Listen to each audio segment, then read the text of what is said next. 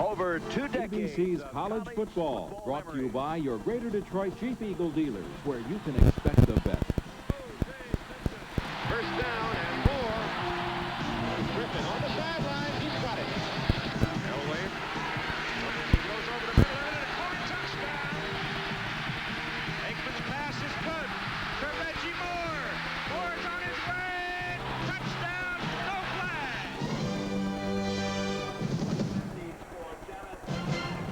Today from Kinnick Stadium in Iowa City, it's the 40th meeting between the Wolverines of Michigan and the Hawkeyes of Iowa.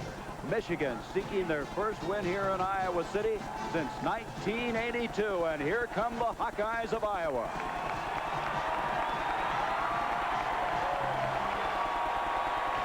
One of 4 Big Ten teams without a loss in conference play. 3-2-1. 2 losses by a field goal. Hayden Fry, the winningest coach in Iowa history. He's taken these Hawkeyes to 7 straight bowl games. Hi, everybody. I'm Gary Bender. 15th ranked Michigan, 2-0 in Big Ten play, coming off a very emotional win against Michigan State. This is the second stop in a 3-game slate, as next week they go against unbeaten Indiana. Bo Schembechler told us we beat the best Big Ten defensive team a week ago, and today we face the best passing team. Working with me, the only guy to win a Rose Bowl and a Super Bowl, Dick Vermeil. Hey, I lost the Super Bowl. Dick, what about this Iowa passing team? I would assume that Michigan somehow has got to get some heat on Chuck Hartley. Well, you know that Bo Schembechler's defense is not the kind of defense that commits a lot of linebackers to get the rush. They're going to have to get the rush from the All-American candidate Mark Messner, who can sack the quarterback, and his crew, they've got to get some pressure on him. On the other hand, Hayden Fry told us he feels this is the best Michigan team since he's been in the league. He said we're going to have to play our best game by far in order to win. But he got a boost. Marv Cook, the all-Big Ten tight end, returned a week ago. I'm really interested, Dick, how much he impacts this Iowa team. First off, they claim Marv Cook is the finest tight end that's ever played here. He leads the tight end position in terms of yards gained from that position. But even more than a physical contribution, he makes the mental contribution. He is the leader of the squad. He is the giver of the squad. He is the tempo setter, both offensively and defensively. Bo Schembechler is 12-3 against Iowa thus far. The dean of Big Ten coaches. 3 of the last 5 games have been decided by a field goal. Kickoff in just a moment.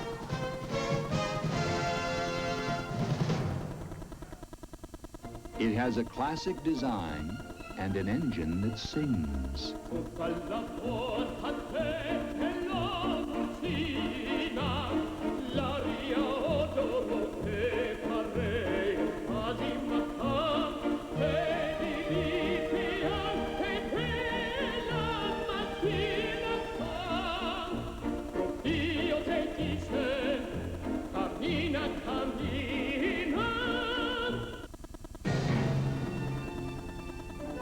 This is what American Airlines does better than anyone else. Arrive on time, again and again. In fact, American has the best on-time arrival record of the 9 largest domestic airlines. American Airlines, the on-time machine.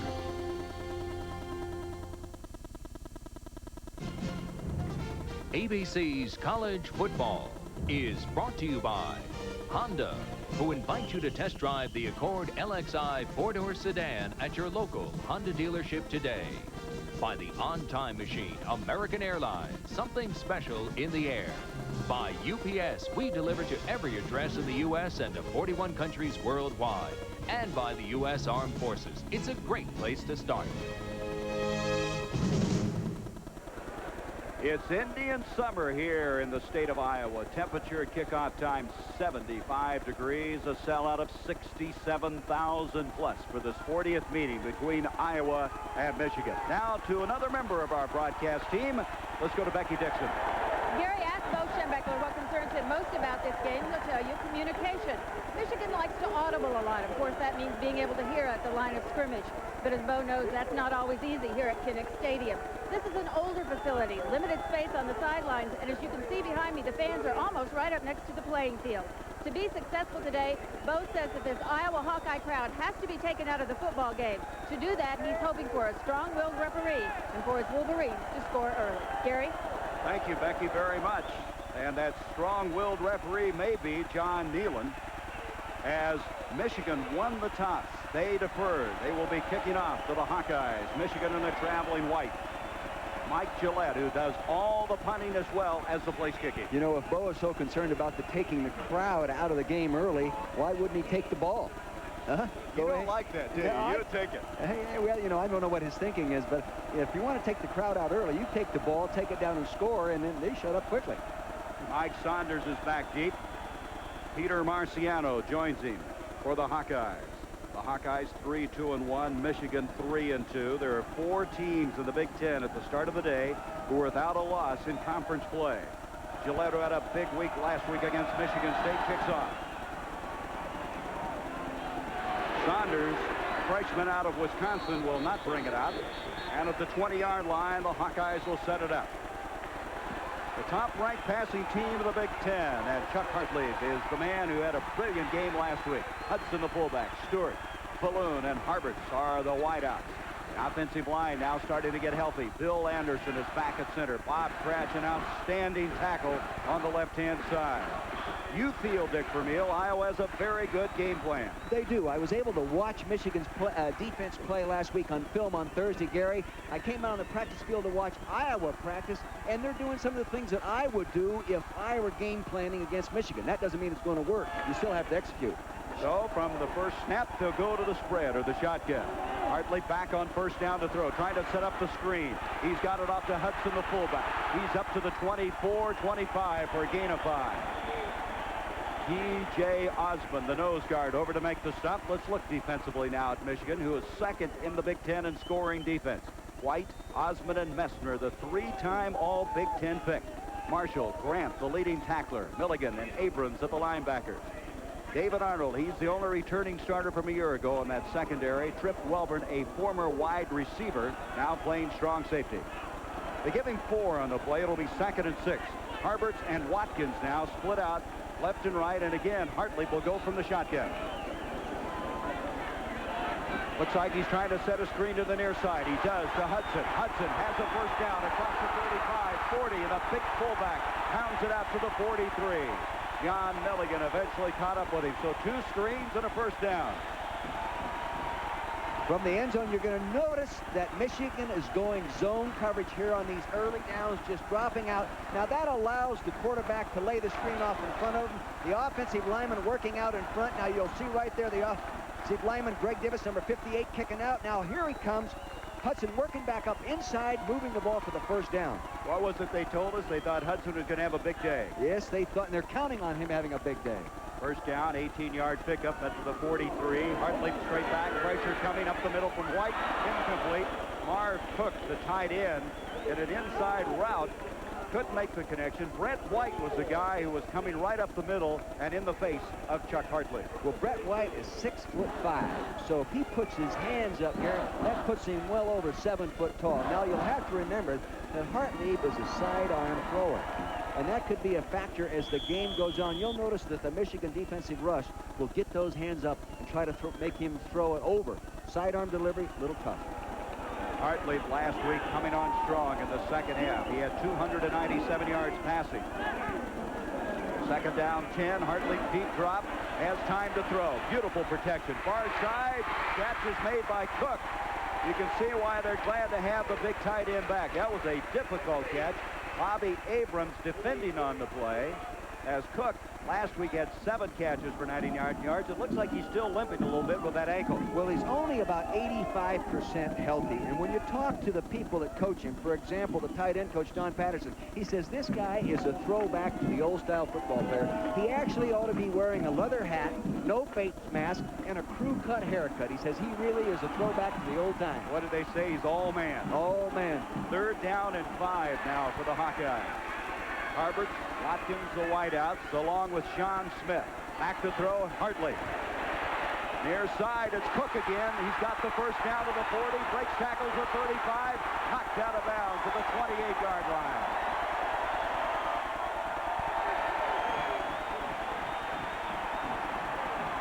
Now you're going to notice right off the bat that the defense here will go ahead and play zone. Now you'll see the tight end cross here underneath, being cleaned by another crossing receiver. Now follow the top left of your screen. Here comes Cook. Here he comes underneath the linebackers. Now he's stretched. He has good protection back there. He lays it out in front. Now there's a missed tackle right here at the bottom of your screen. You've got to lock up that big guy. He's a very intense guy, 237 pounds. You've got to get the arms around him. And he's playing at 80%. He's better than most guys at 100%. Pick up on the play at 26 yards. First down now to the 27 of Michigan. Hartley on the delayed handoff to Stewart. And Stewart with his first carry of the afternoon inside the 25, the 22-yard line. Stewart having a very big year for this football team, averaging almost 5 yards a carry. I'm not really surprised that they're moving the ball this efficiently. Watching them on the practice field, so you notice they're not throwing the ball very far downfield. They're throwing it in a high percentage zones, the completions. I would look for Michigan now to come up with some kind of change-up, a man-to-man coverage, some kind of a linebacker blitz or a safety blitz. That was the first rushing attempt by the Iowa Hawkeyes. They've been in the airways all the way. Second down now. Hand off to Hudson, the fullback, to the 15. First down to the 10. He is to the 5 and out of bounds there. First and goal, Iowa. Veda Murray coming over. There is a penalty flag, however. So let's see if this is going to stand. It will not. It's going to be holding against Iowa. So that will negate an 18-yard first by the Waxahachie, Texas fullback. You know, they've been throwing the ball real well, Gary. Now they're going to go ahead and run a draw. They're going to set Hudson over here. They're going to pull the tackle and lead him through as these people set and show pass. Very good design. Now, see, they get people upfield. There's the tackle. There's Baxley, got the block there. Gives him the nice running lane. He's getting a block downfield by the wide receiver. Almost into the end zone. Penalty negates a very well-executed offensive play. So it's back now to the 32, where it'll be second down and 15 yards to go. Hudson coming into this ball game needed only 26 yards to move to the top 10 in the Iowa all-time rushing list. Hartley this time has Harberts and Sean Smith split out. Notice of him audibling. Hartley straight back on the second and 15. Cook, and Cook at the 28 is downed instantly by Veda Murray, who is a sophomore out of Cincinnati. Now here's Marvin Cook in isolation, standing up in a two-point stance as the tight end, again running a crossing pattern under the linebackers. Now you'll have to remember this as the game goes on, Gary. He is Chuck Hartlieb's roommate. They live together, and Marv told me yesterday, he says, Coach, the one thing I do is keep him happy. In fact, he says, I wash the dishes every night. West Branch, Iowa, by the way, is about 9 miles away from Kinnick Stadium, so he's playing virtually in his backyard. Third down, 10 now for the Hawkeyes. Hartley complete to Watkins. Watkins goes out of bounds. He'll be short of the first down at the 22. John Milligan again over to make the stop for the Wolverines. Did you see Chuck Hartley throw that ball? He threw that like a shortstop making a double play move to the second baseman. He threw that side armor almost off the hip. Well, it's worked. It's worked very effectively for him, the senior, out of Woodstock, Illinois, and they're going to have a field goal attempt coming up. Jeff Skillett will come in as it's still 4 yards to go on a fourth down. Skillett thus far is 7 of 13. He had 3 field goals last week. He's 3 for 3 within this distance. So chances are he's going to hit it. Matt Rogers to attempt it, or to hold it, and from 39 yards out, Skillett's ball is veering to the left, and he does not get it. So Skillett, after being so successful last week, did not hit that one well at all. So the initial series does not get Iowa any points on the board. No score.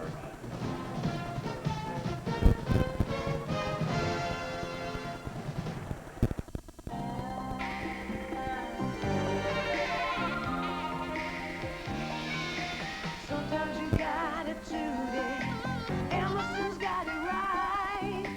Fine tune your life. Nobody's got to tell you. Emerson does it right. Fine tune your life. Fine tune your life with Emerson. We're not a company. But we'll give you a chance to work where there's always a challenge. We'll give you opportunities to learn, to develop. To perfect skills that you thought were beyond your reach. We'll help you build a career that can reward you for the rest of your life. We're not a company. We're your country. We're the Army. The Navy. The Air Force. The Marines. We're the armed forces. It's a great place to start. The race for the lead in the AFC East heats up when the Buffalo Bills battle the New York Jets on ABC's Monday Night Football. It's the only way to kick off your week.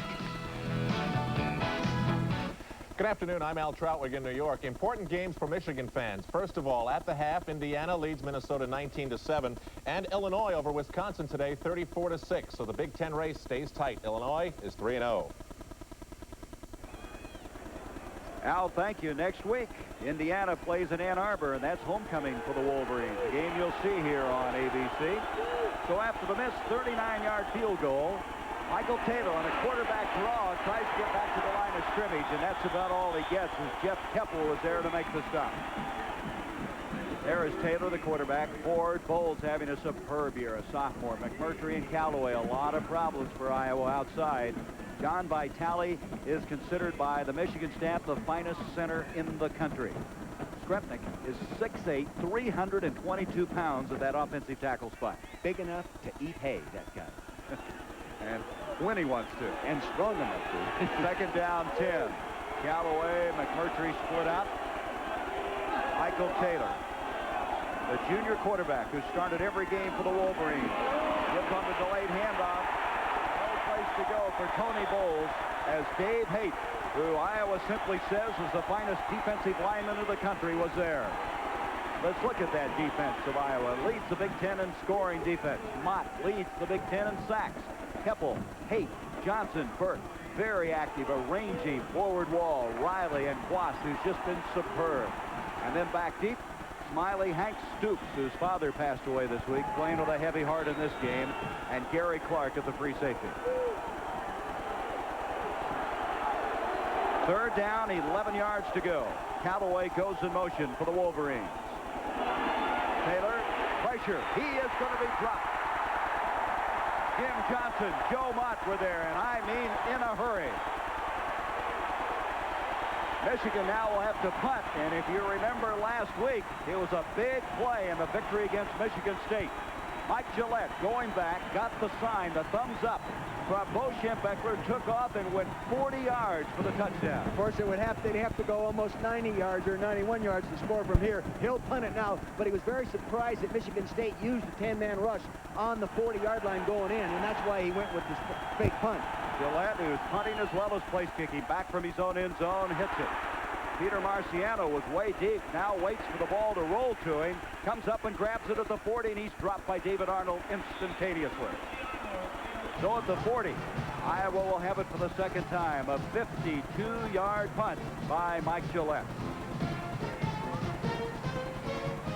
Oh, give me land, lots of land under sunny skies above. Don't fence me in. Now UPS delivers to every country in Western Europe, the Pacific Rim, Down Under, and Canada. And because we're so efficient, we can deliver your international parcels and documents for fewer francs, yen, or drachmas than other companies charge. Don't fence me in. UPS, we run the tightest ship in the shipping business.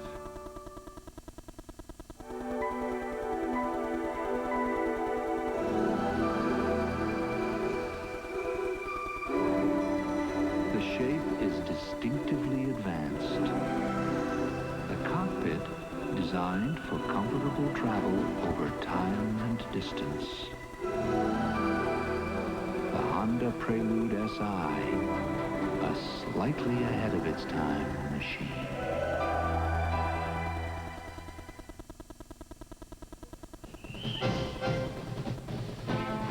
Last year's battle between Iowa and Michigan was played before 105,000 fans in Ann Arbor. The Wolverines took a 17-0 lead in the second quarter when Demetrius Brown hit John Colazar with a 35-yard strike. After Iowa got on the board, it was Brown again, this time from 12 yards out to Greg McMurtry, and Michigan was on top 24-7. Then with time running out on the first half, Brown connected with McMurtry on a dramatic 50-yard play. At half, Michigan led 31-10, and the Wolverines went on to win 37-10.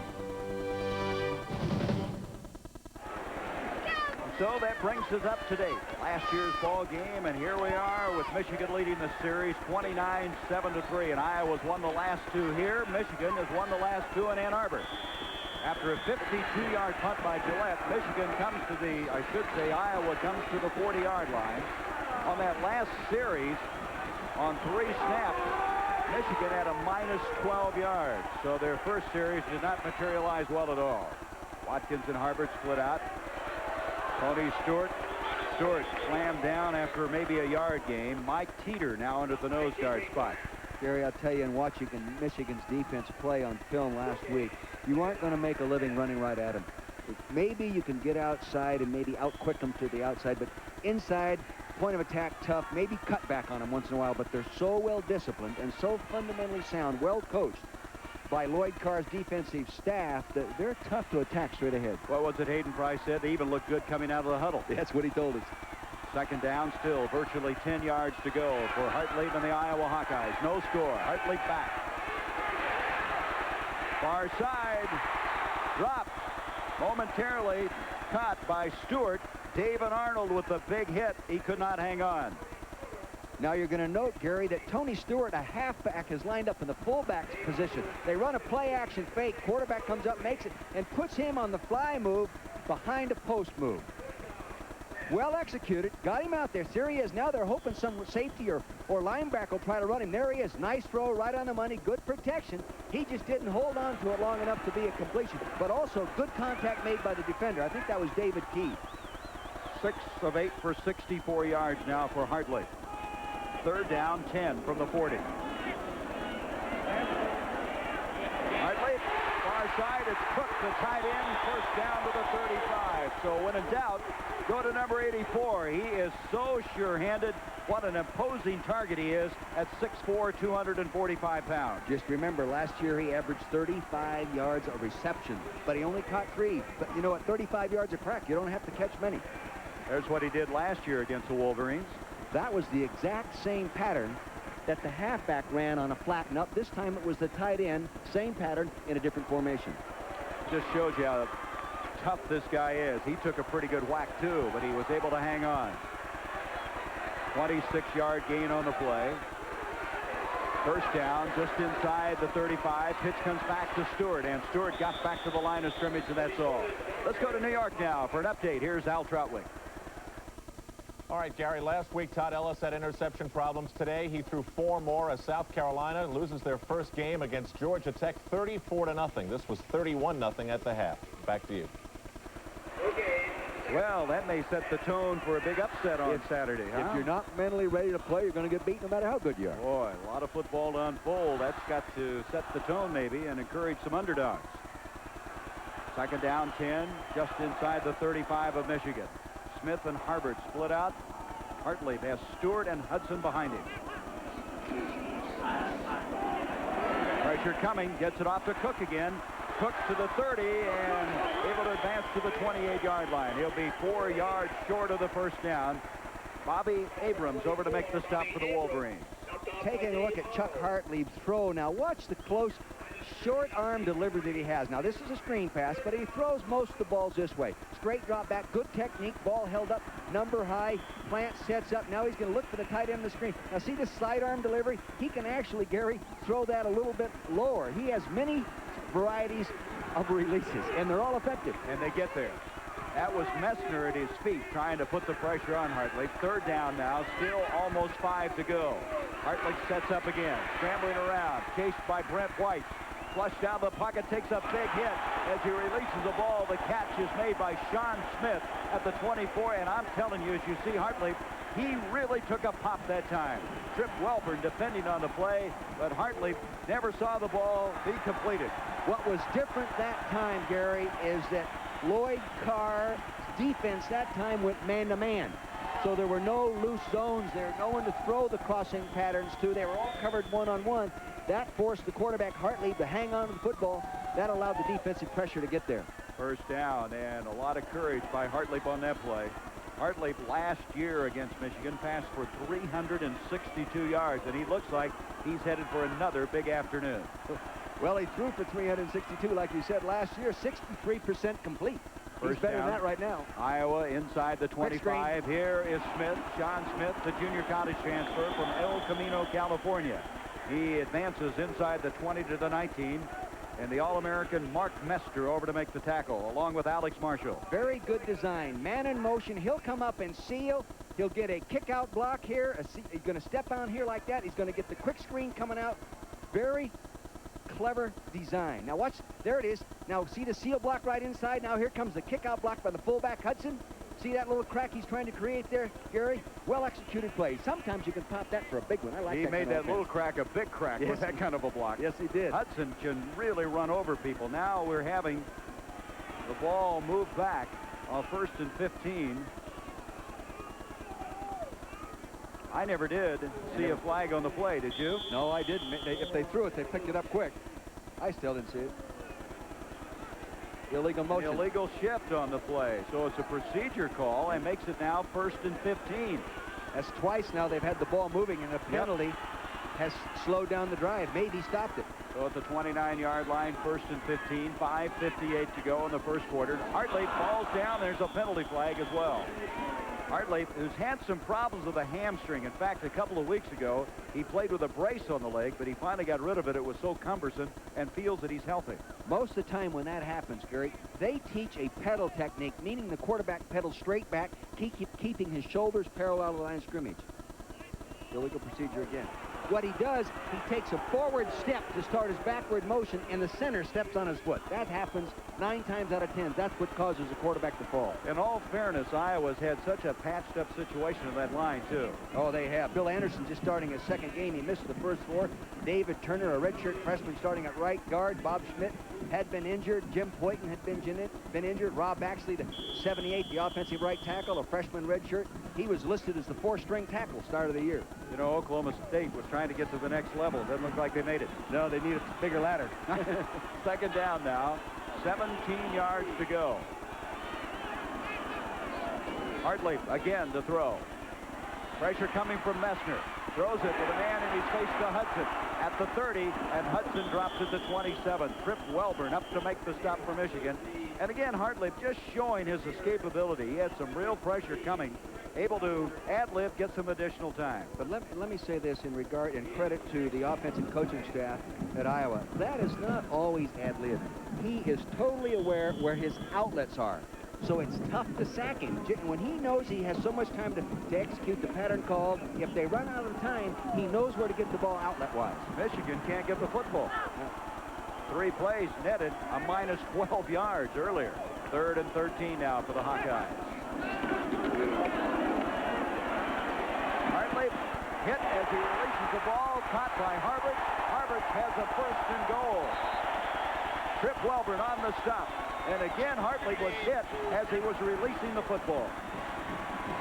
Pretty good pressure on him. They had some man-to-man coverage, but evidently he got the receiver got loose. Now you see good heat up inside. Good pressure up there. He's going to get the hands up now. See the side end throw. A hit right as he threw the ball. Now Harvard puts it away.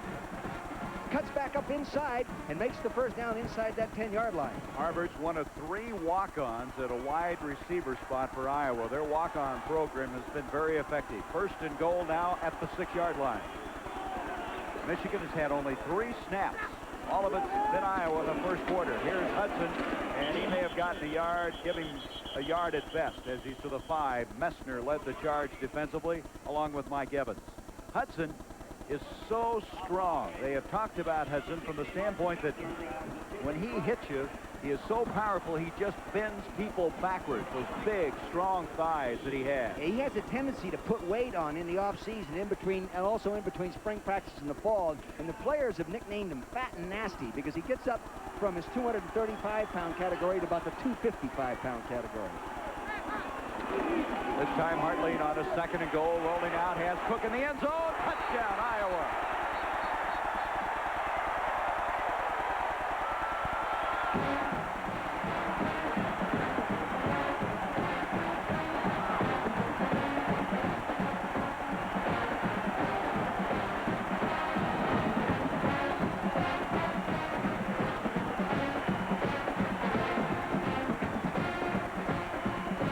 Marv Cook with his first touchdown catch of the year. You're going to notice the action, Gary, to the right. Pulled the linebackers over to their right. That opened up that little area that Cook could find. Point after attempt by Skillett is on the way, and Iowa has a 7-0 lead. And Dick, the top of the show, we talked about what a difference Marv Cook makes to this football team. Oh, he really is. Now, see, he blocked down like he was going to go in and get a linebacker, then works in and behind the defender and gets in there for the 6-point play. 7-0, Iowa with the lead. 3:40 left to go in the first quarter. Gee, Ollie, this windshield's so messy, I can't see. We need new wiper blades. I know that. Make sure your windshield wipers work when you need them. Get a new set of Anco blades at least once a year and see what you've been missing. Ollie, without new Anco wipers, we could have been hit by that piano. Oh. Piano? No! Why is this man being so unfair to his wife, enjoying his cold relief while she suffers, feeling no desire to sneeze while she stifles hers, without all the coughs, the runny nose that torture her night, resting while she tosses and turns? Why? Because while she took that cold tablet, he took NyQuil, the nighttime sniffling, sneezing, coughing, aching, stuffy head fever so you can rest medicine. And parents, ask your pediatrician about new children's NyQuil. No, Pringle. Got the fever, no, Pringle. Got the fever, got the fever. Got the fever, Pringle. We've got the fever for the flavor of the Pringle.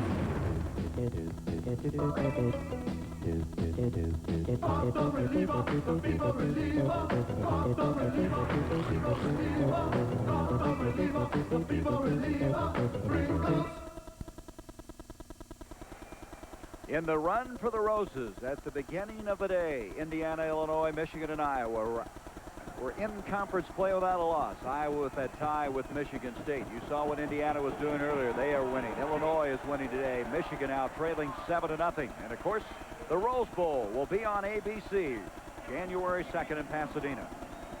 Hartley directing that last drive and the 5-yard touchdown pass to Marv Cook.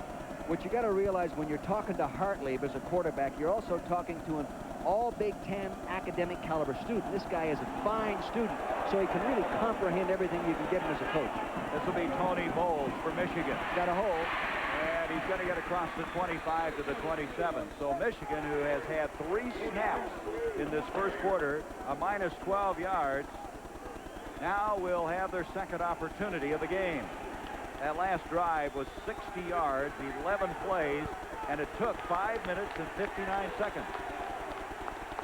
A strictly finesse offense, moving the ball, throwing around, well executed, a lot of audibling. But I'll tell you, you can never, even what time of ball game it is, you can never count Bo's team out of it just because someone's ahead 7-0. Bo's been here before. He's been there before. Feeling a lot better this year physically than he did a year ago when we had this game in Ann Arbor.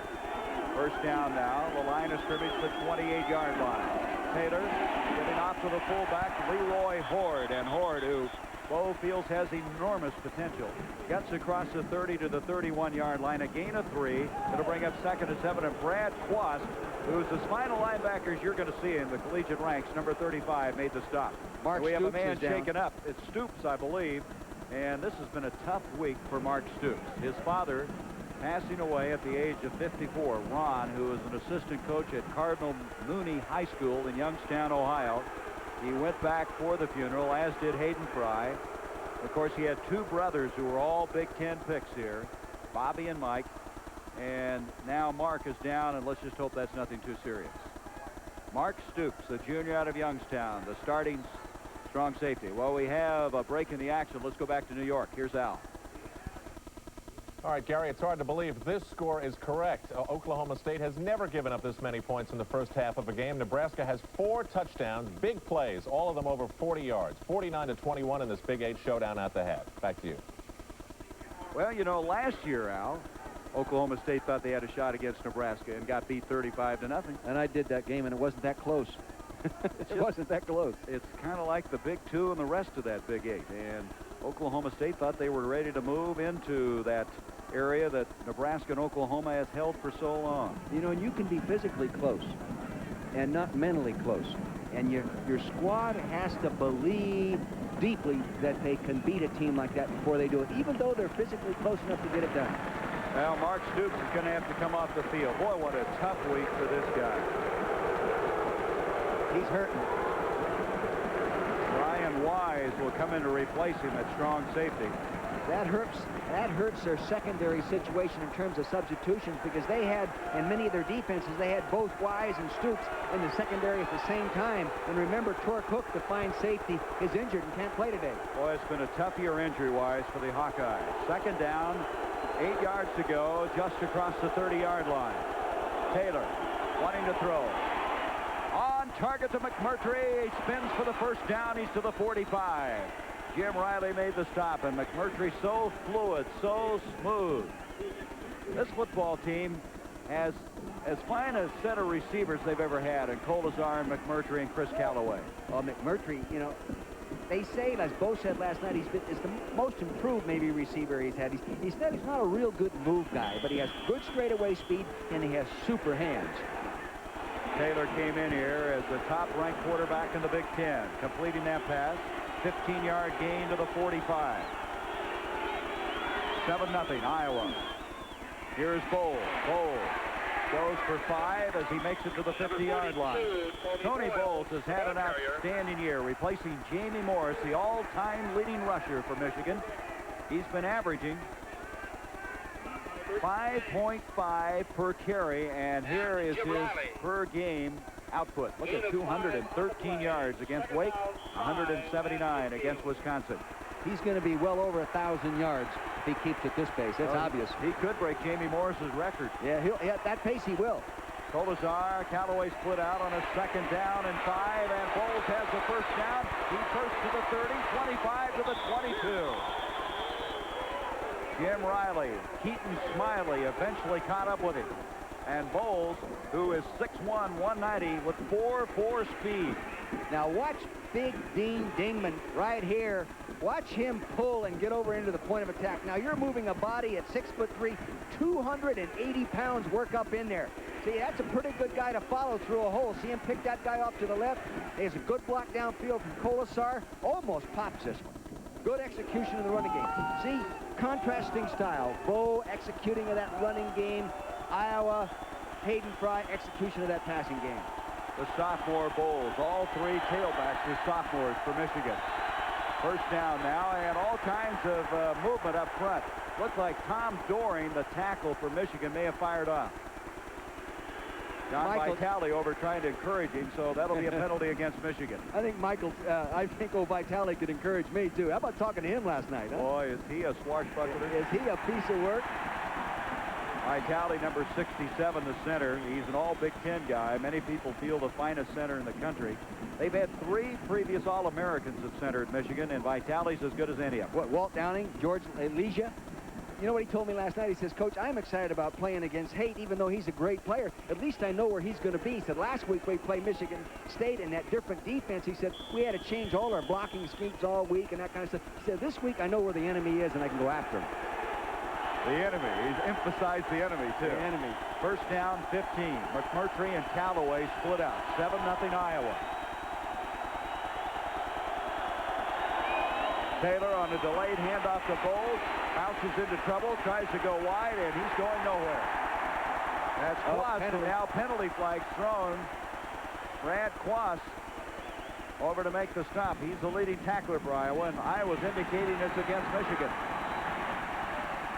This is what Bo did not want to do. See, with a running style attack, where you're chewing up yardage 4, 5, 9 yards at a time, you can't afford to stop yourself and put yourself in the long yardage situation with a penalty. And they're actually not penalized very often, the 3rd least penalized team in the Big Ten.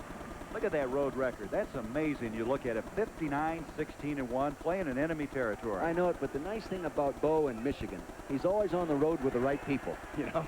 That helps. That helps. I never thought of it that way. That make you smarter. You got to go to war. You better go to war with the good guys. Huh? And as well coached as Michigan is on a consistent basis, year in and year out, his coaches are with him for a long time. You know, their staff knows each other. They do a great job. Well, they're so fundamentally sound. Right now, fundamentally, they didn't do that right, though, as they have another penalty, and now they have first down and 30 yards to go, all the way back out to the 42.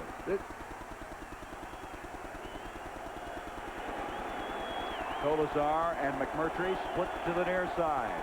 Taylor needs a big play. 30 yards away for the first down.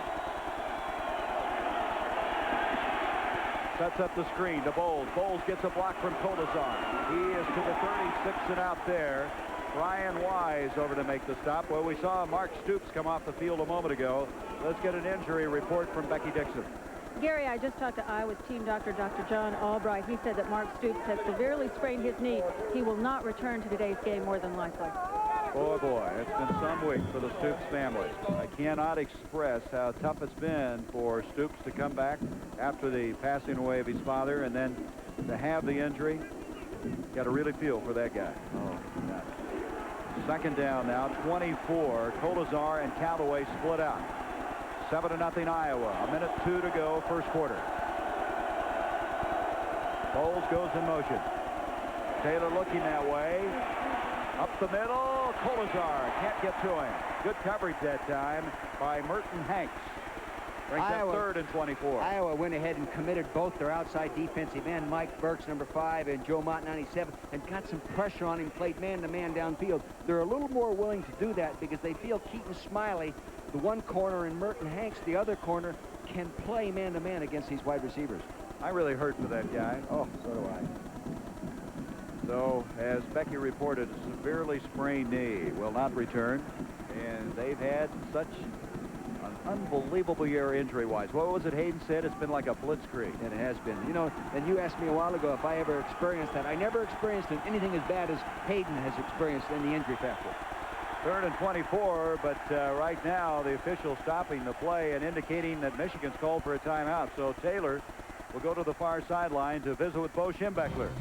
Schembechler's true, kind of self-destructing a little bit. Iowa's taking advantage. They lead 7-0.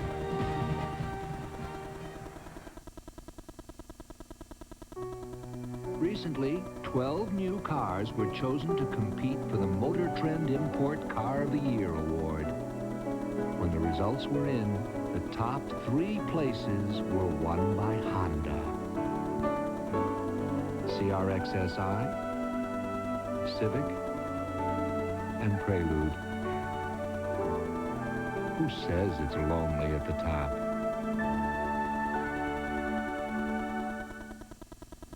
Sundown, Luke! I'm calling you out! Luke! Since 1896, some men have preferred to spend their nights in more rewarding pursuits. Luke! Shouldn't your night belong to Michelob Light? Luke! When you need tools, any kind of tools, for every kind of job, one name gives you more good choices than any other. Craftsman. Though Schembechler's winning percentage of 77% is the 3rd highest on the NCAA's all-time top 10 list. Who are the top 2? The legendary Bear Bryant of Alabama with 78%, and Penn State's Joe Paterno with 80%.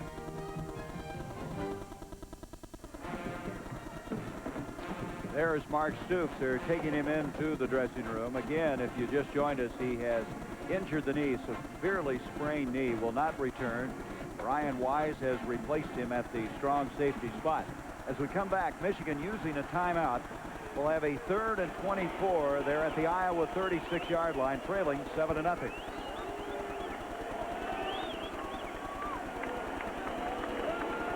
Iowa defense. You know, when you have a quarterback like Michael Taylor, oh, pretty good 3rd down conversion. You see that Iowa has not given up many 3rd down conversions, but when you defense Michigan, you got to worry about the quarterback draw as much as any other draw. That's Callaway in motion. McMurtry and Colazar split out. Taylor shovels forward to Horde, the fullback, and Horde fighting inside the 30 all the way to the 26-yard line. But they got a long ways to go for the first down. Little shovel pass forward. Horde able to latch onto it. Jim Johnson eventually made the stop for Iowa. Very little shovel pass. Now you'll note the quarterback will come, the back will set, and he'll slide back underneath, and he'll flip him the ball back. Now that's not a forward pass. That is a lateral, Gary. So if the ball went on the ground, now watch the back. He slides over there. Now watch him slide back in front. He'll follow the offensive lineman, a big 324-pounder, screpping it right there through the hole. Field goal attempt 43 yards away is Gillette. Gillette is 6 of 11 this year, and the kick is up, and the kick is good. And Michigan is on the scoreboard. So after the two costly penalties, they have to settle for the field goal. But Gillette, the all-time leading scorer for Michigan, the finest field goal kicker in the history of the Michigan Wolverines. You know, how many kids do you see anymore, both punting and place kicking? This guy is a rare breed. Well, I tell you why he can do that. He's such a good athlete. He's also a catcher on the baseball team. Yeah. He was a quarterback in high school. And when you run a fake punt of 40 yards, you know you have to have a good athlete back there, or Bo would not have run that a week ago. No question.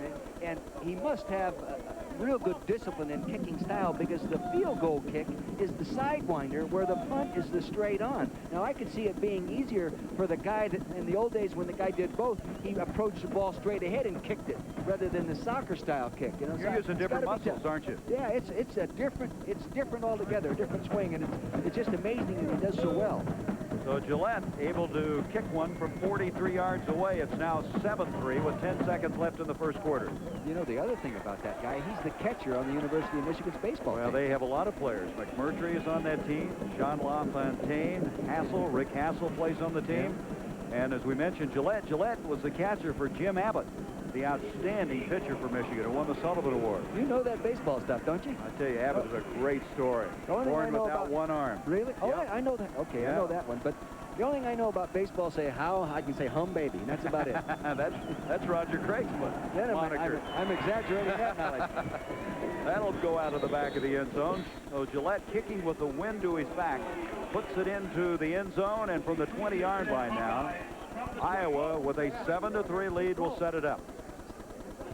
Well, the game plan of Iowa has worked, and you get the feeling that both teams are going to be able to score some points, but can anybody shut each other down? Well, I think the only way you're going to shut down Hartley is to get pressure on him. To get pressure on him, you're going to have to commit linebackers. To commit linebackers, you're going to have to play some man-to-man coverage. It's not a big phase of the Michigan defensive scheme. They don't like to isolate that one-on-one situations. So I think it's going to be tough to stop them. They might slow them down, but tough to stop them. Hayden Fry said our offense gelled in the second half last week. And it's played well here in quarter number 1 with 10 seconds remaining in it. Hartley to Hudson. And Hudson has a first down out to the 32. Welburn able to bulldog him down there. And Hudson is having that big afternoon that the Iowa staff anticipated, as the first down now to the 32. They stop the clock with the movement of the chains. 5 seconds left in this first quarter, and they'll put it back in motion, so we will not get another snap. That brings us to the end of this first quarter from Penix Stadium. The 40th meeting between these two. And right now, Iowa leads it 7-3.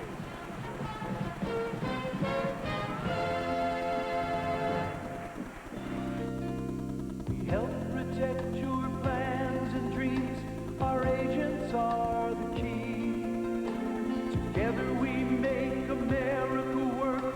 We're USF and G.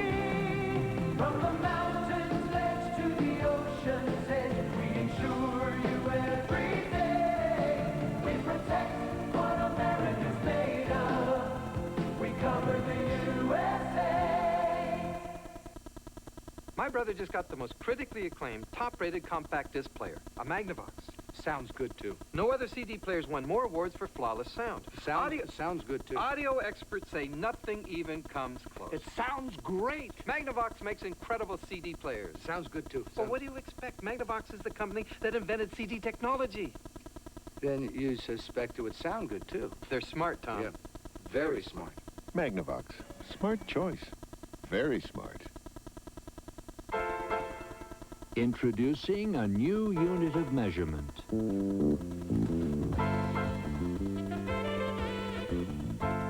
The new Honda Civic four-door sedan. It's easy to use. Just put the car you're interested in buying next to the new Civic four-door and see if it measures up.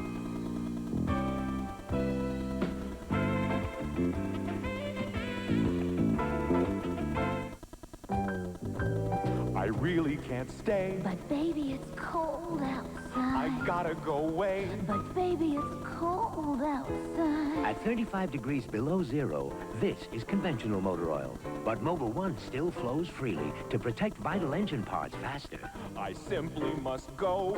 The answer is no.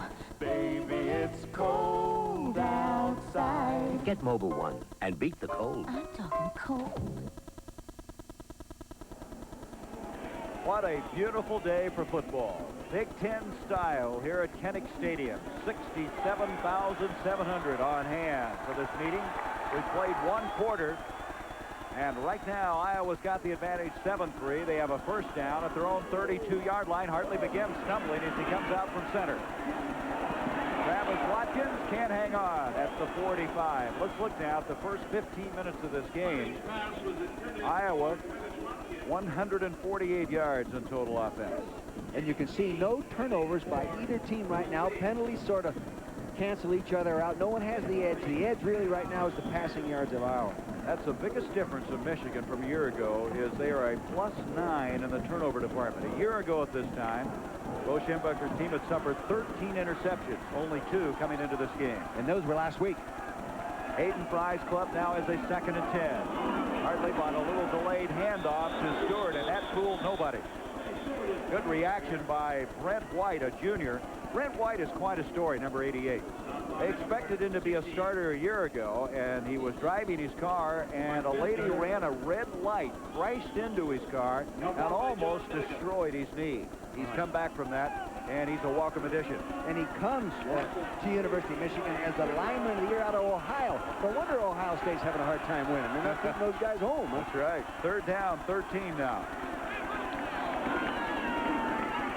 Hartley going to be sacked again, and now Michigan starting to put some pressure on.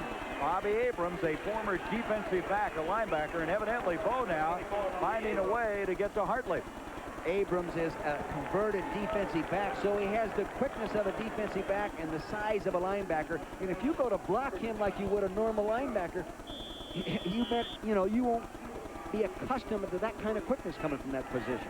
Back to punt the football, Mark Adams. This has not been a good area for Iowa. He hits this one. Kolazar is back for the Wolverines. Inside the 30, lets it hit. And Iowa's getting a generous bounce. It's going to go out of bounds at the 21-yard line. So Michigan will have it there. 13:39 to go. First half of play. That was a 54-yard punt by Mark Adams. If you think being out of the house means being out of touch, you don't know Uniden. I've told you before, this is a great cordless phone. Going for a longer ride? Take a Uniden cellular phone. Or two-way radio.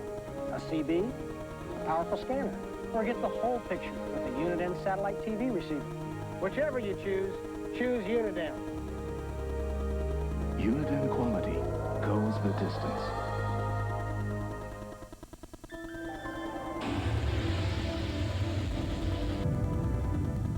Shrouded in secrecy for years, the stealth bomber will soon be introduced to the public.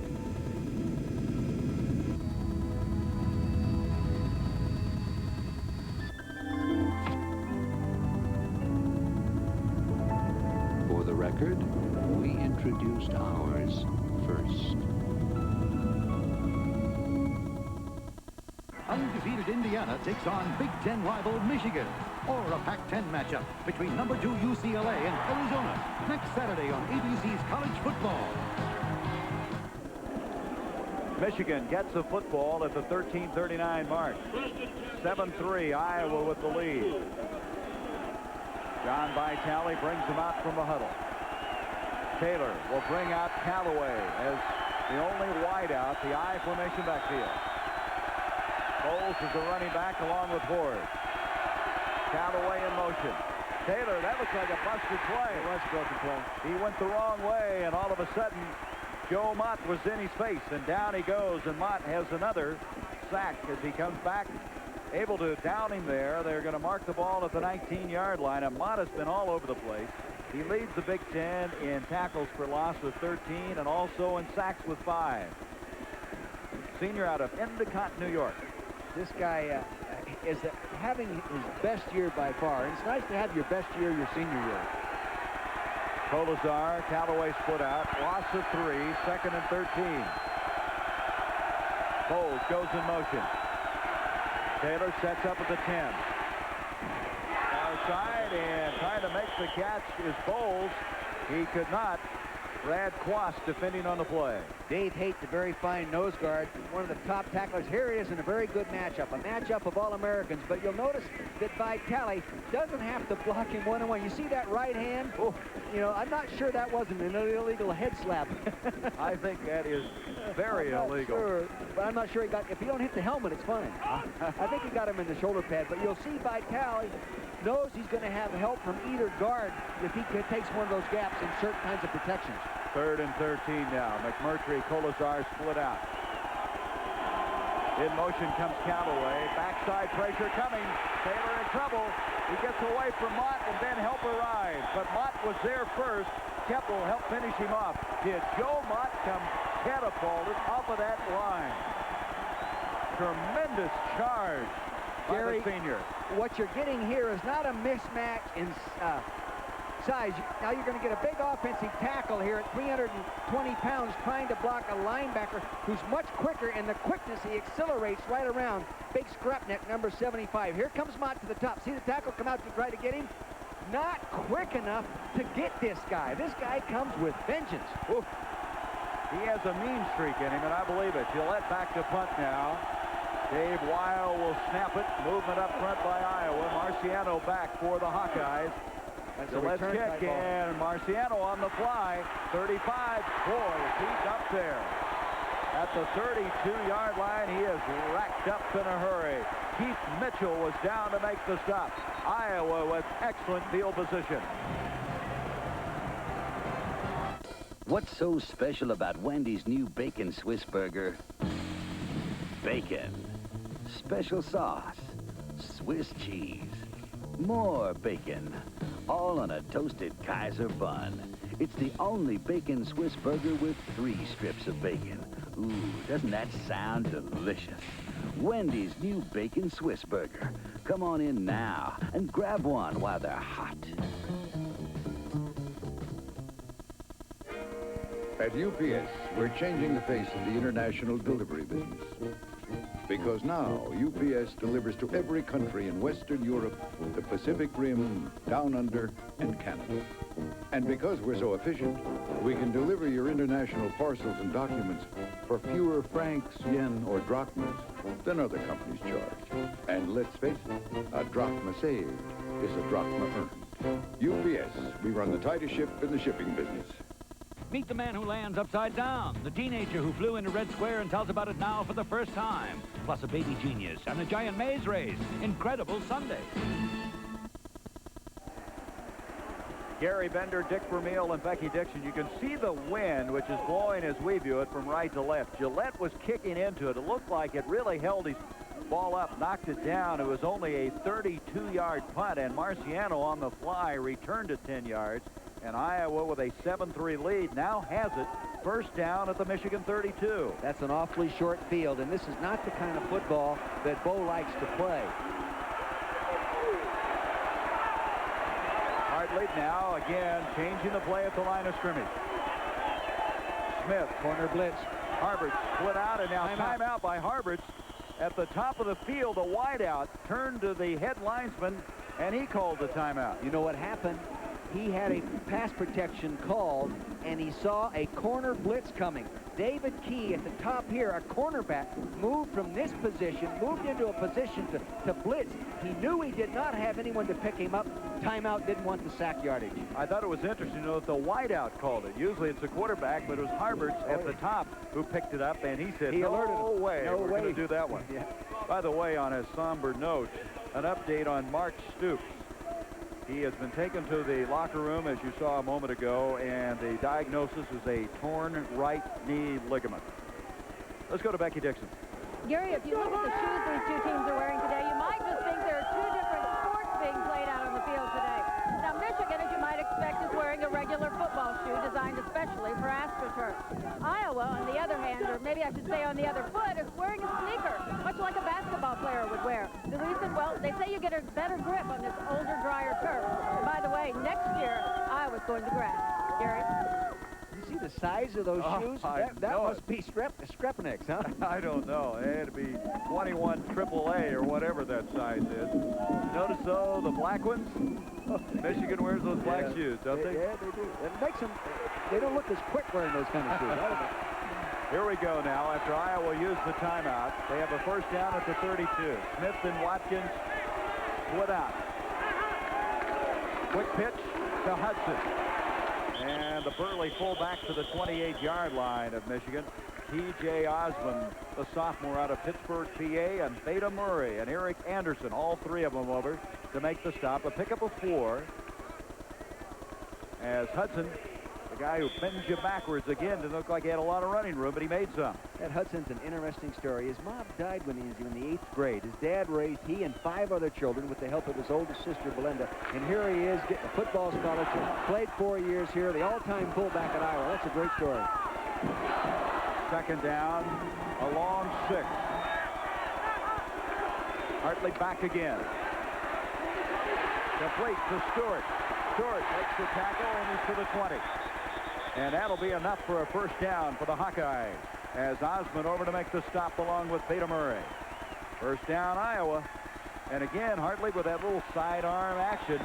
Almost like a basketball offense right now. They're just kind of dinking around and getting what they give them. He can throw it under your arms as well as over your arms. You know, he reminds me a little bit of Tommy Kramer from Minnesota, sort of a wheeler and dealer. Not a real strong-arm guy. Very intelligent young man, and he can handle all the variables of the offense. Has tremendous understanding of what he's supposed to do with the ball. He has a brother, Jim, who's a freshman this year. First down now at the 20-yard line for the Hawkeyes. Hartley to Hudson. Hudson dancing around, gets the yard to the 19. Michigan really stayed home well on that play. J.J. Grant, their leading tackler, who also calls the defensive signals for the Wolverines, was there to make the stop. A gain of a yard, 2nd and 9. There is Grant. You mentioned J.J. Grant. He must be an amazing athlete. He won the Pennsylvania Penn Relay Shot Put Championship at 67 foot. 3 inches, and he's on the track team at Michigan. This guy must be an athlete. Got that explosive power. Explosive power. He must be able to whip that blocker pretty good, too, huh? 2nd down and 9. Harberts and Watkins split to the near side. Smith also flanked out. Hartley back. Gets it off to Hudson.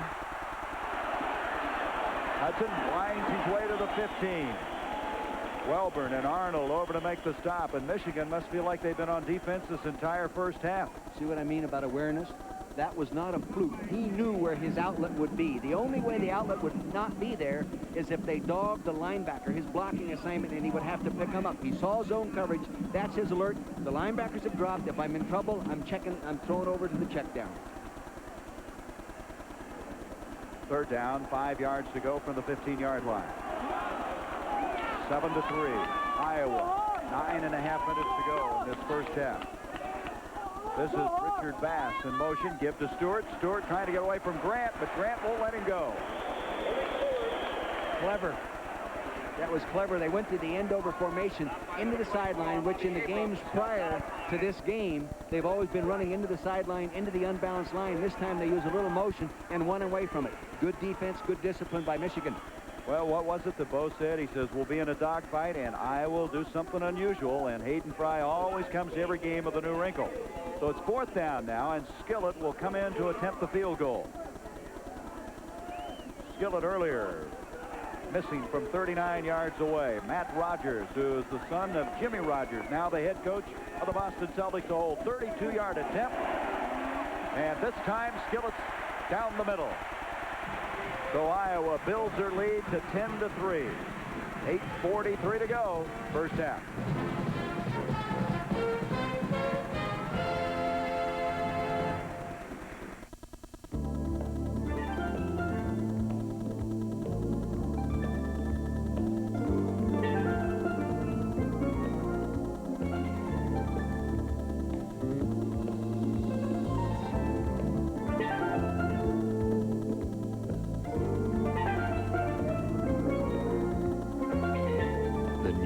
Honda Accord Coupe. It's music to your eyes.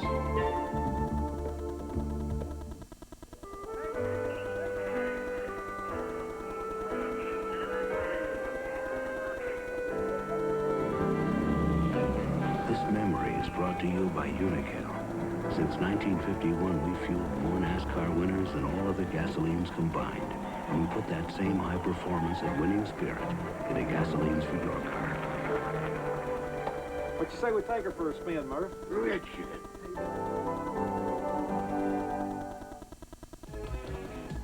Under sunny skies in California, USC leads Washington and UCLA leads California. Troy Aikman, a 53-yard touchdown pass to Paul Richardson, wide open. 10-0 first quarter. UCLA leads Cal. Back to you, Gary.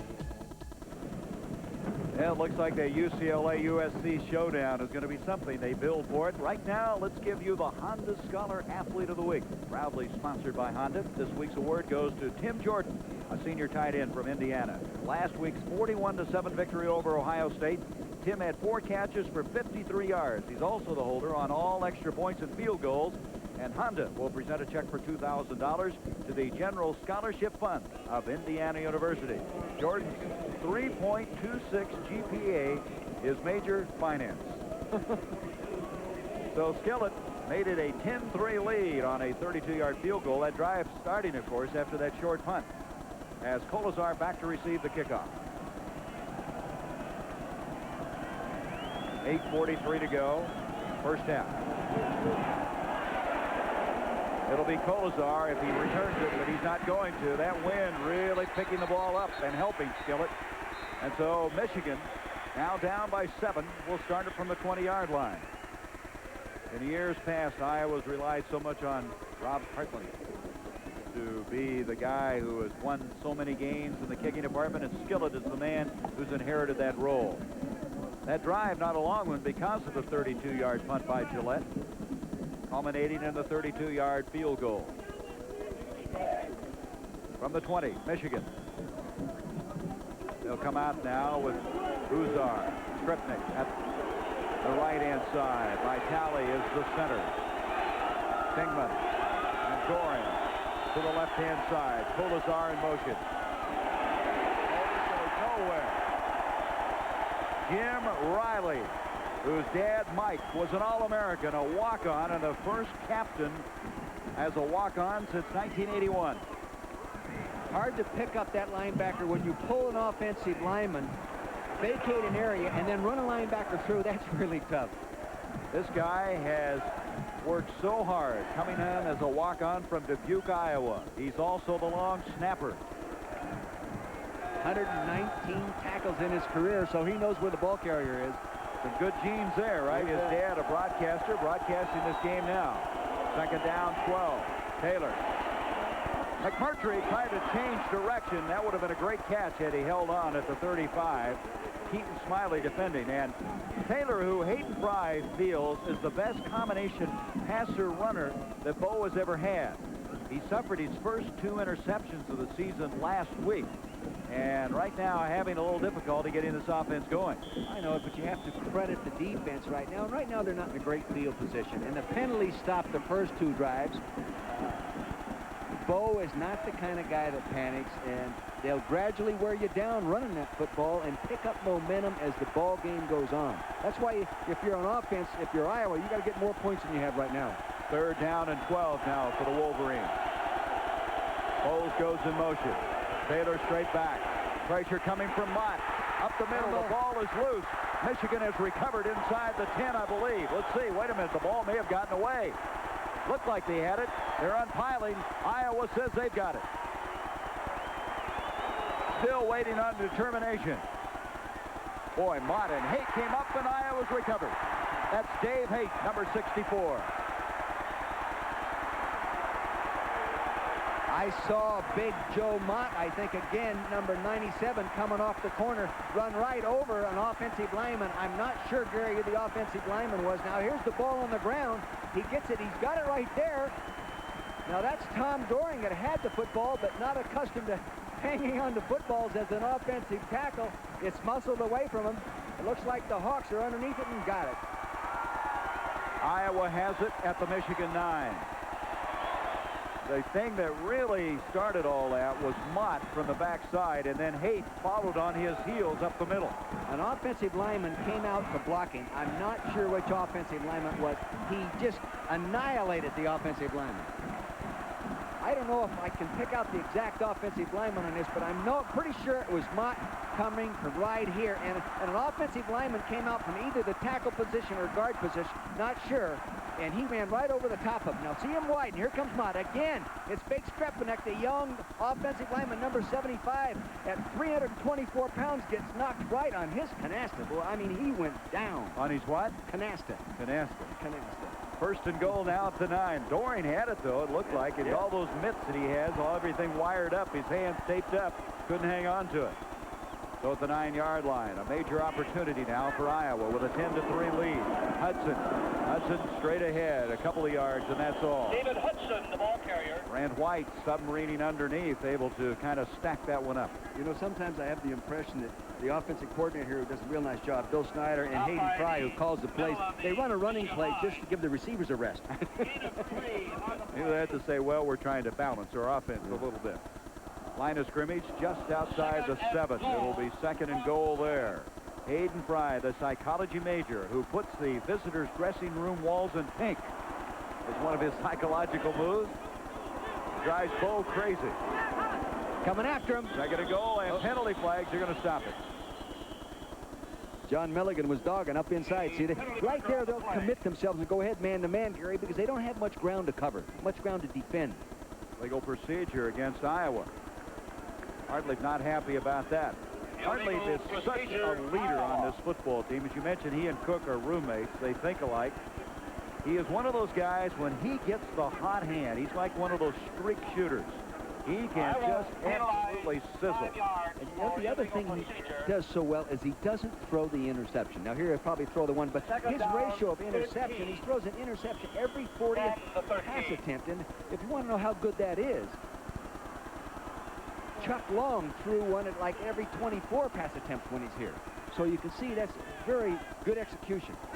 Mark Mazzari's checked in. Sean Smith back to throw. Near side, complete to Cook. And Cook knocked out of bounds just short of the 5. That was Eric Anderson defending on the play. Cook just comes out, man-to-man coverage. You'll see him in the up stance, 84. Now he releases the outside, linebacker coming, gives a little stick move to the inside, breaks to the corner, goes out of bounds. So now it's going to be a 3rd and goal just outside the 5-yard line. Cook having a big day as anticipated. Cook not only was an All-Big Ten pick, but he's a 2-time academic All-Big Ten pick. He has 7 catches already for 79 yards. He's, as we said at the top of the show, is a factor. And now Hartley's got to use another timeout, so Iowa has expended 2 of them. Iowa. 6:51 to go in this first half. Iowa wants to talk it over as they come back 3rd and goal outside the 5. Delta Airlines flight attendant Irene Luckwitty loves to fly. Are you still here? My son was supposed to meet me. Well, I'll wait with you. That kid is always late. What she loves most are the people she meets. He must have got caught in the rain. He was even born late. Joey! Ma. Irene is what Delta's all about. Irene. Yes? Are you married? Yep. 2 kids. Late again, Joey. You love to fly and it shows. America was built on dreams, and business is the key. We ensure where America works, we're USF&G. From the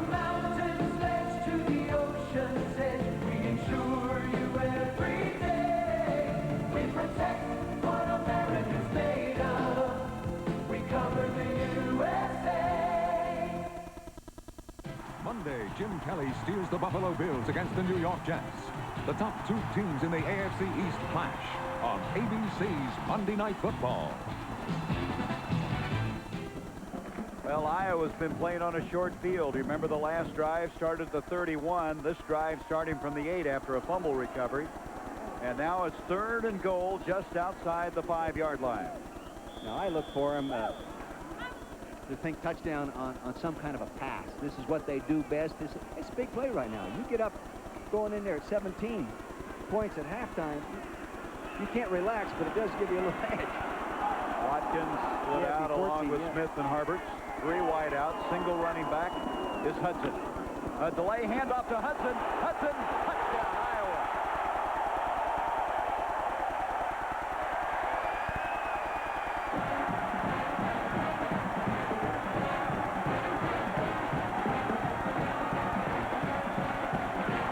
Taking a look at that touchdown from right down here on the field.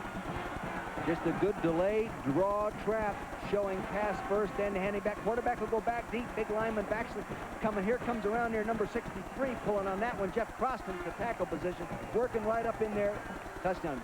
Good element of surprise, good execution. Boy, they really had misdirection on that play. Yes. 16-3 the score. Skillett to attempt the point after. He hit it. It's 17-3 now. Hudson scoring from 6 yards out. Good pull by Rob Baxley, who was the offensive right tackle. Now you'll see Baxley, he'll come around and lead. Step to one side. The quarterback will take him the ball and angle to the right, and then he'll come back in, getting the blocks downfield here from the slot and wide receiver. Now watch, here he comes, gets down, see the draw block up inside, he gets the block right there at the point of attack. That allows him, Hudson that is, to slide, keep moving to the outside without contact until he gets into the end zone. Touchdown. So David Hudson capping that short drive after the fumble recovery. Taylor having the ball jarred loose, and now 17-3. That's a 3-play drive covering 8 yards, and the run, it took only 56 seconds to culminate in that 7-point play. Oh, fatten that, Theo. Hudson, that's his 23rd touchdown run in his career here. So Skillett will kick off. Skillett thus far with a field goal.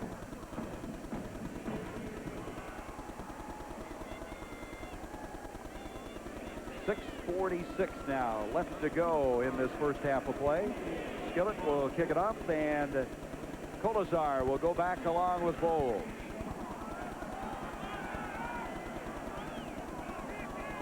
This Iowa team has won the last 2 games here in Kinnick Stadium.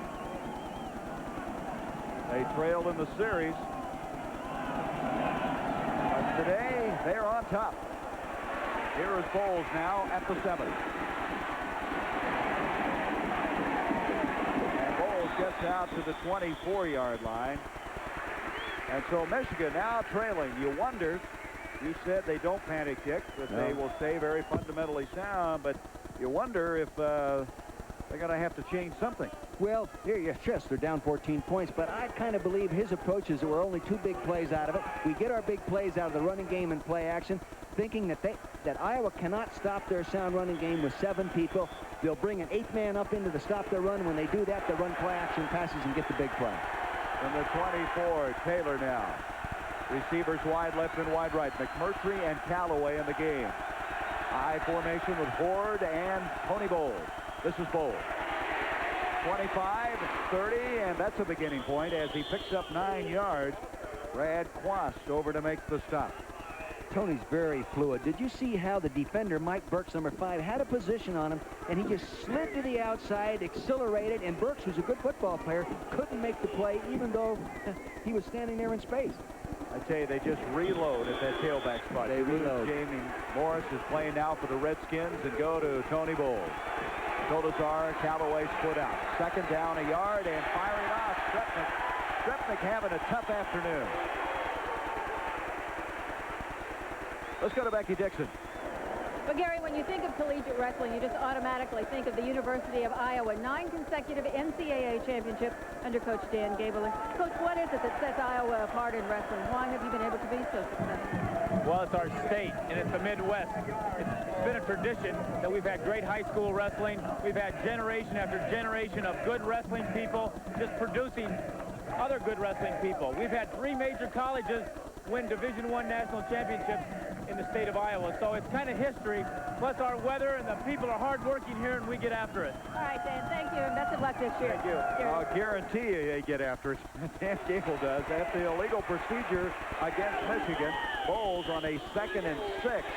Able to advance the ball close to the 35, and some pushing and shoving going on there. You know what's happening, Gary, is the Iowa wide receivers are becoming frustrated in that the Michigan wide receivers, I said Iowa wide receivers, I mean defensive backs. The Michigan wide receivers block very well and intensely on every running play.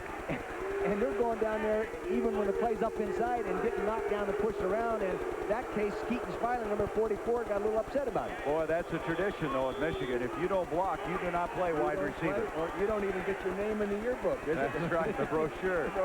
That and academics if you don't do well. It is a first down on the run. He needed 6 and got it. In motion comes Callaway, just short of the 35, the line of scrimmage. Taylor has Dingman blocking ahead of him. Taylor taking off, and also Riley up there. Jim Riley eventually made the stop as he is stopped just short of the 40-yard line. And Riley is shaken up.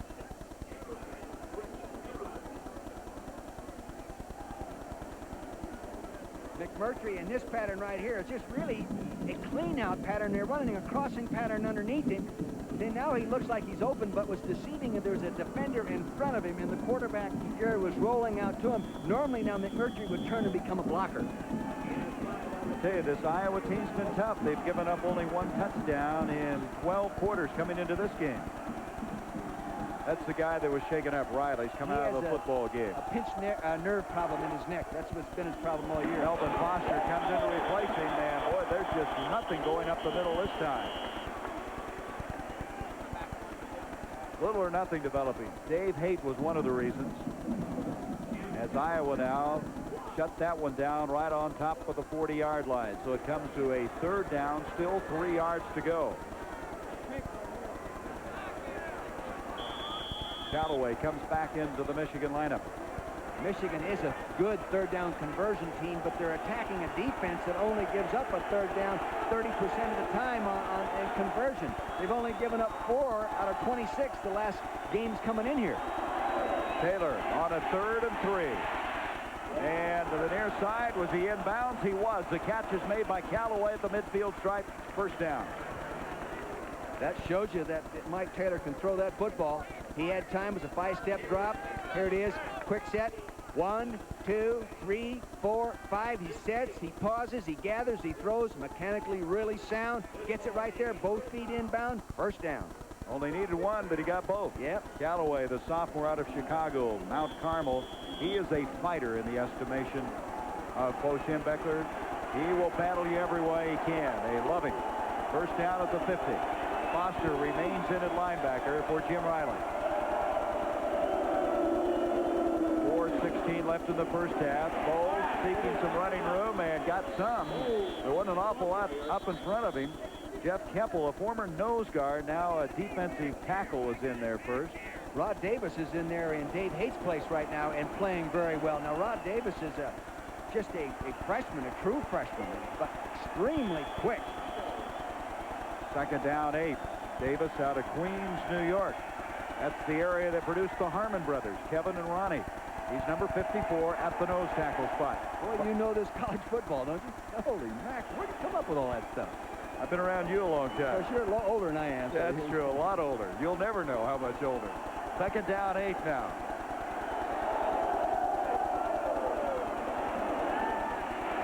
Taylor with time over the middle. Kolesar dropped it. If you're going to beat Iowa today, you've got to make those catches, Gary. Kolesar is not a guy that normally drops the ball. He averages 24.1 yards a reception. Here he is to the left side of your screen. He's going to come down. It's man-to-man coverage. The corner's playing him inside. He gives him a post move, Smiley's driving on him right there. The ball hits him right where it has to be. You've got to make that catch.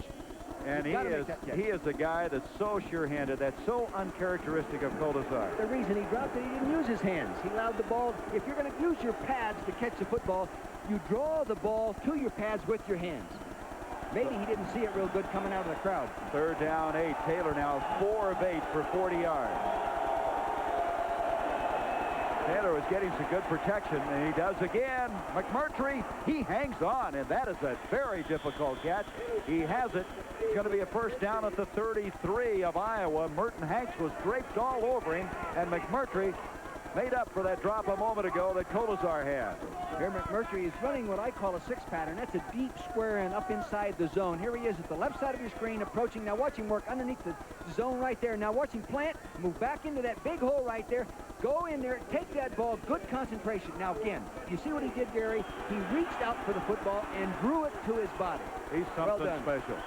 Coming into this game, he had 52 career catches, 15-yard pickup. First down now at the 33 blitz. Taylor pitches back to Bowles. He's got the corner. 30, 25, 20. First down and then some. Merton Hanks eventually caught up with him, but beautiful execution on the option. 16-yard pickup by Bowles. Safety blitz that time, and that's the one, if you catch a blitz properly, Gary, they brought everybody up inside. Now, as you watch the ball be snapped here, fans, you'll notice black jerseys come from the right of your screen. Here he is. Now, see the jerseys clear up there? See 19, Gary Clark? That's a free safety. He got outside all that pressure, gets a good block downfield by the wide receiver. Good play. Also, Leroy Horde. And now, Taylor indicating he's having trouble, and he's asked for the official to help him. Too much noise. Now, if we start getting into this noise problem, as their new rule this year, we'll get into a lengthy explanation. The official calling an official's timeout. Now, what happens is they'll have the official stop. They'll try to come up. They will try again to get the ball snapped. If they don't, the 3rd time, the official then will go over and he will start penalizing the home team. And they start taking away timeouts until you run out of timeouts. And then it's a 5-yard penalty thereafter. And Iowa only has 1 timeout left in this first half. Bo is not quite as relaxed right now as he was last night. I think he's starting to get hot. But when Bo's tempo changes, I think his football team tempo changes as well. He controls that tempo as much as anybody. Let's see if he can take the snap on the 2nd time. Now, if he won't, the official will talk to the defensive captain of Iowa. He'll also go to the Iowa bench. He will ask the entire defense to try to get quiet. And then the public address announcer will read a statement to try to get the crowd to quiet down. I'd recommend they shut up. You know, one of the disadvantages of a game that starts later in the day, the tailgate party goes a little longer, too. And they come in a little in a better frame of mind in terms of rooting at the wrong times. Or maybe in their minds the right time. Well, I'm an old farm boy. I don't believe those farmers would do anything like that. Oh, hey, I walked through some of those tailgate parties on a little radio interview there. I wanted to stop and have them. I like they have chili cooking out there. And it's barbecues going, pork chops. Now here's Taylor again trying to get quiet.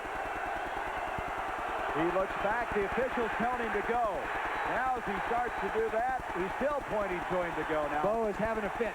Yep, because I'm going to tell you something. This is not a judgment call. No. You cannot tell him to take the snap. You're supposed to then go warn, and the official... So I wouldn't snap it right there now, young man. Mike Taylor should bring his team back to huddle because pretty quick, guys up in the line of scrimmage are starting to say, geez, was the snap count on 1, 2, or 3? Were we running a draw or was it running off tackle? I don't know if Bo is grimacing or smiling on that last shot of him. Gary, I lost the football game on Monday night against my Army Dolphins in this very same situation. Delay a game against Michigan. Let's just talk about this a moment. We had Gene Calhoun, the supervisor of officials, and he explicitly told us that is not a judgment call. The official cannot make a judgment on how loud it is. No. He has to determine that they can't take the snap, go ahead and put in effect the sequence that eventually penalizes the home team. I agree. I think, personally, John Nealon is making a mistake. Well... And I don't blame Bo for being upset. That's right. Bo is right. He is absolutely right. It's not a judgment call. I've completely missed the interpretation. And we had Gene Calhoun up before the game because we anticipated this very thing happening. It's not a judgment call. It's a 1-2-3 procedure. That's right. You 1, 2, and the third time they take a timeout away. The thing that they tried to do, as Bo is arguing, and let me explain why. He's got a personal foul, a penalty for unsportsmanlike conduct. But what Bo is arguing is the official cannot make a judgment on whether the crowd is too loud. No, it's up to the quarterback. That's right. He doesn't want it. Because you have audible. The wide receivers have to hear, not just the quarterback and the offensive line. This is wrong. Well, to me, the officiating crew is letting this get out of hand. We've got a whole second half of football to play. It could be a heck of a factor in the second half. Well, Hayden knows he's gotten away with it. And that's a 15-yarder. Now, you got to figure Michigan has blown up marvelous opportunity. They have it first down now and 30 yards to go. Michigan didn't blow it. John Nealon blew it. Well, I know, but I mean, they blew. That's a good point.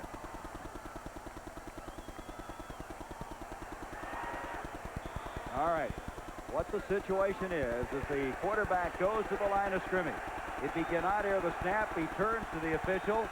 Once, twice, and the third time, the official then goes to the home team and starts penalizing him if, in fact, the quarterback determines he can't take the snap. He's back to throw. Taylor, complete. It's Jeff Brown, the tight end, inside the 25 to the 24.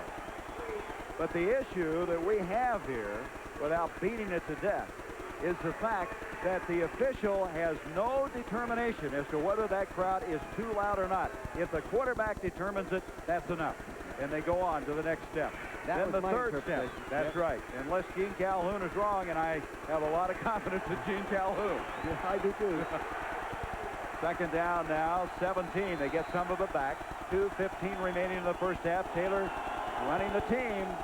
The crowd has subsided a little bit. Taylor on the option.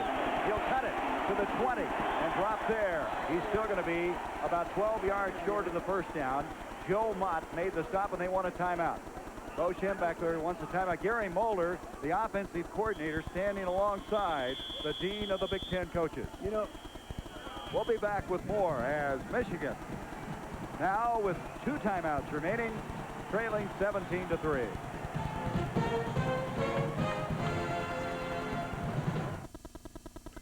Extra Strength Alka-Seltzer has more of what you take Alka-Seltzer for. More medicine. More bubble. For fast relief of heartburn with a headache, try Extra Strength Alka-Seltzer. More of what you take Alka-Seltzer for. We're not a company, but we recognize potential.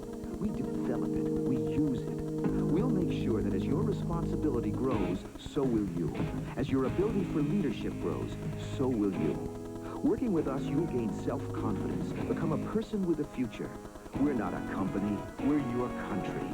We're the Marines, the Army, the Navy, the Air Force. We're the Armed Forces. It's a great place to start.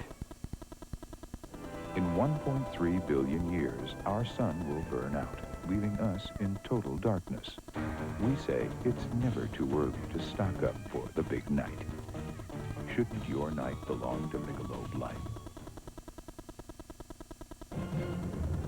ABC's College Football is brought to you by Pert Plus, shampoo plus complete conditioner in one, so you just wash and go.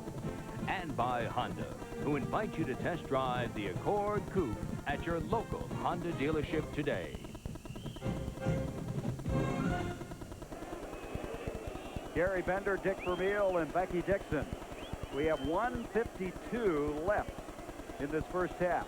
Michigan with 1 timeout remaining after just using their second. Will have the ball at the 20-yard line.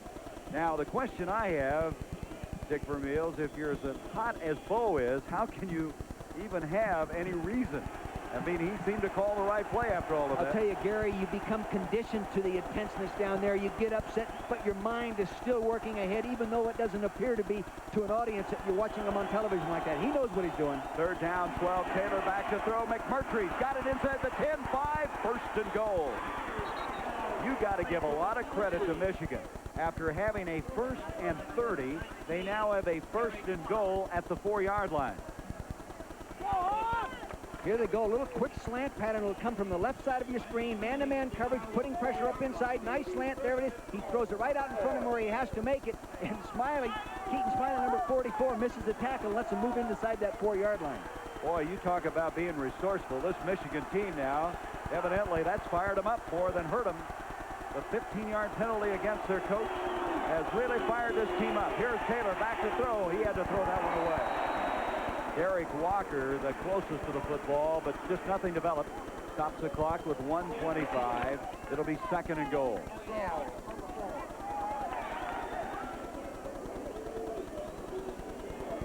Tell you, this crowd noise situation becoming more of an issue all the time. Of course, here in Iowa, the stands are so close to the field. The issue we had last year was in the Metrodome when Michigan played Minnesota. That's the reason they changed the rule, because of such loud crowds. 2nd and goal from the 4 now.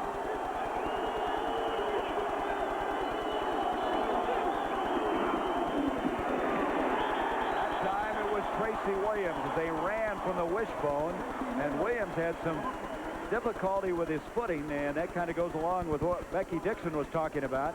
Iowa plays with tennis shoes because they have a lot of that problem of slipping on the turf. Boy, good inside linebacker play. Now you're going to watch the linebacker here, Brad Cross, as he's keying right here. Follow that and get into that point of attack. Good shot of linebacker play. Now here he comes. Now here he comes. He's going to move it over there. Moving up. Oh, no, it was 95. Excuse me. It wasn't 35 that made that. First mistake I've made in a year, Gary. Jim Riley on the stop. Now Michigan has used their final timeout. The Wolverines have expended their 3rd.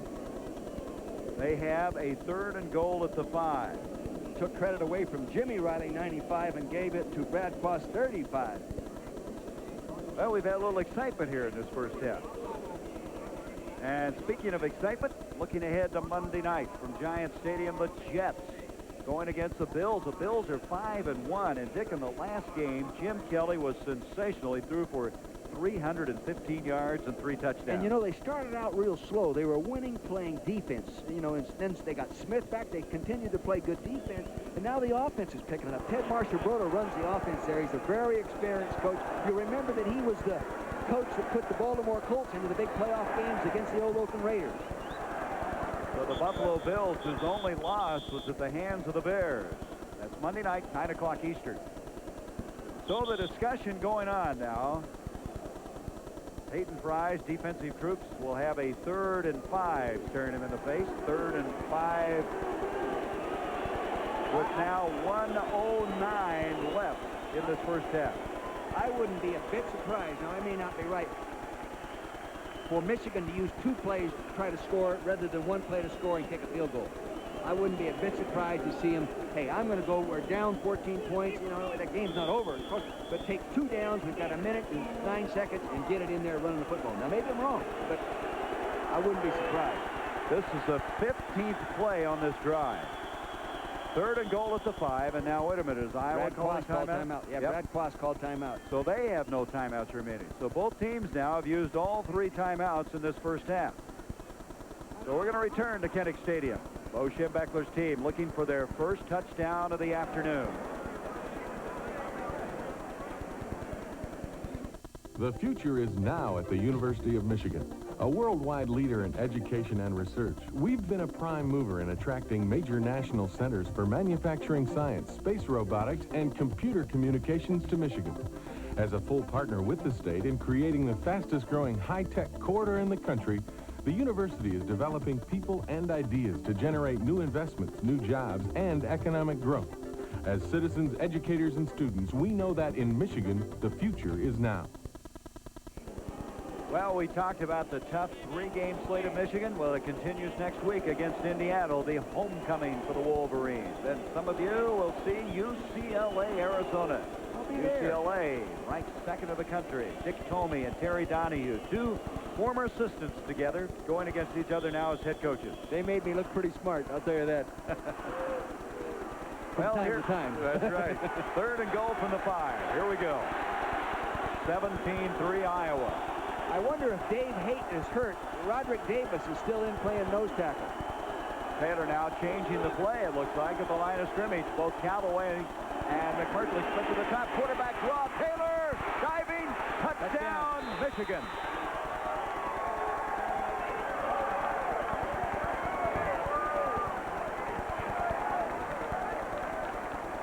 This is when you have a quarterback, you don't need another guy in the backfield to run your draw. Now watch him go all the way back. Good blocking at the point of attack. Kick out by the fullback, and now he comes right back up. And look at the movement on the line of scrimmage from the offensive line. Very good movement. They took the defense and put him in the end zone. Seems as though the turning point of this game was when they had the 15-yard penalty called on Bo.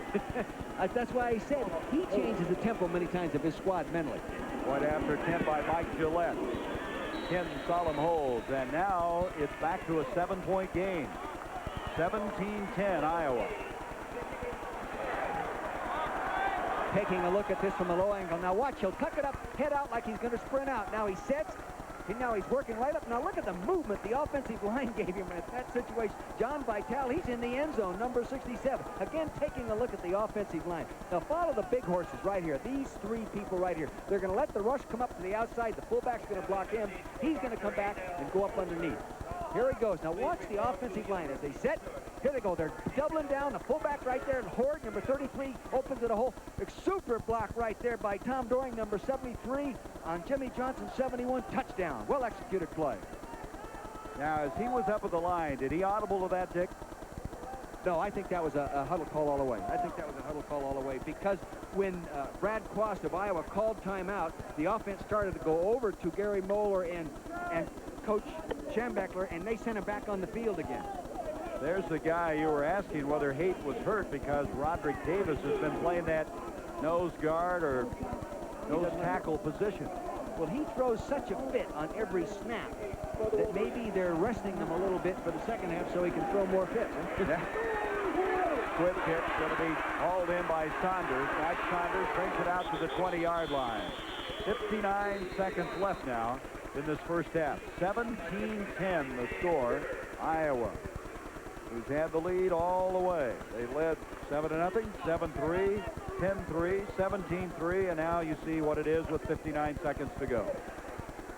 All right, now if you're Hayden Fry, are you satisfied with your 7-point lead and get away a little bit from your philosophy, or you go ahead and try to get a field goal out of the situation and move the ball passing? Well, we'll soon find out. Oh, boy, no gut, no gut. From the 20-yard line, Hartley, well, they're going to be pretty conservative. And it's going to work, too, because Stewart's got a first down, 35-40 to the 41-yard line. Remember now, Iowa has no timeout. Line of scrimmage, the 41, a 21-yard run that time. 52 seconds. The clock stopped as they moved the chain. Hartley has the play ready and has in the I formation Hudson along with Stewart. You see the clock in the lower right-hand portion of the screen. That's what's left in the first down. Give to Stewart again. And Stewart is able to jam it out to the 45. T.J. Osmond and Trip Welburn made the stop. If I was Iowa, I would come right back with that same draw because Michigan is walking their outside linebacker, in this case Bobby E. Abrams, I think it was, all the way out on the wide receiver. Now they're moving the other defender all the way out wide in that situation. That's Alex Marshall, and it's easier to run a draw. On 2nd and 6 now, Hartley, and it's batted down. You can see that low delivery. I think that's Mark Messner getting his hands on the ball. Messner, according to Bo Schembechler, is the quickest man in a 5-yard square of anyone he's ever been around. I know, you know, when you talk to Messner, he said, you know, last night he says, you know, Coach, I've never had a good game against Iowa. I'm overdue. I'm a senior. I've got to have a good game. And here he is. You know, he's majoring in sport medicine. I think that's a good major for a guy that sends guys home hurt all the time, you know. We understand that Dave Hay, we're speculating on him as a tender knee. That was the reason he's not playing. Messner is, though. 3rd down now, still 6. 13 seconds left. Harberts, Watkins split out, and Hartley fumbles the ball. He got on it. He's really having trouble setting up after coming out from under center. Most of the time, the quarterback takes a false step forward with one foot and then goes back, and the center will step on that foot. That's what happened. And so this first half has come to a close. There's been a buzz of excitement here in Kinnick Stadium. 17-10, Iowa leads Michigan. ABC's college football will continue after this message and a word from our local station.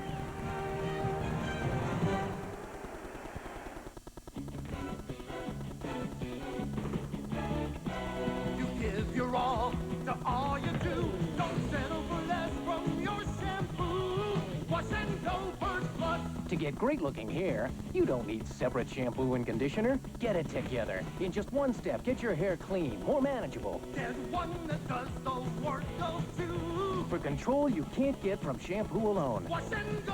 Shampoo plus conditioner in one. Hurt Plus.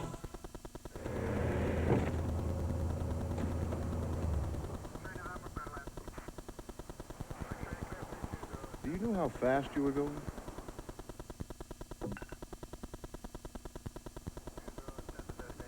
Did you, know this license has expired?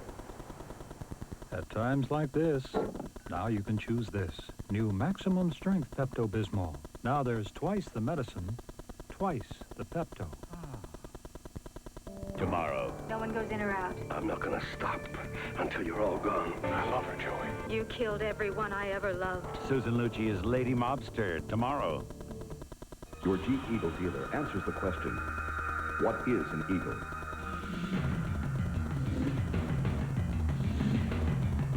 How fast do eagles fly?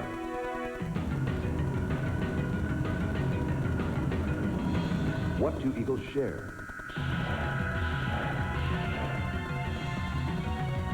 Now, where do they nest?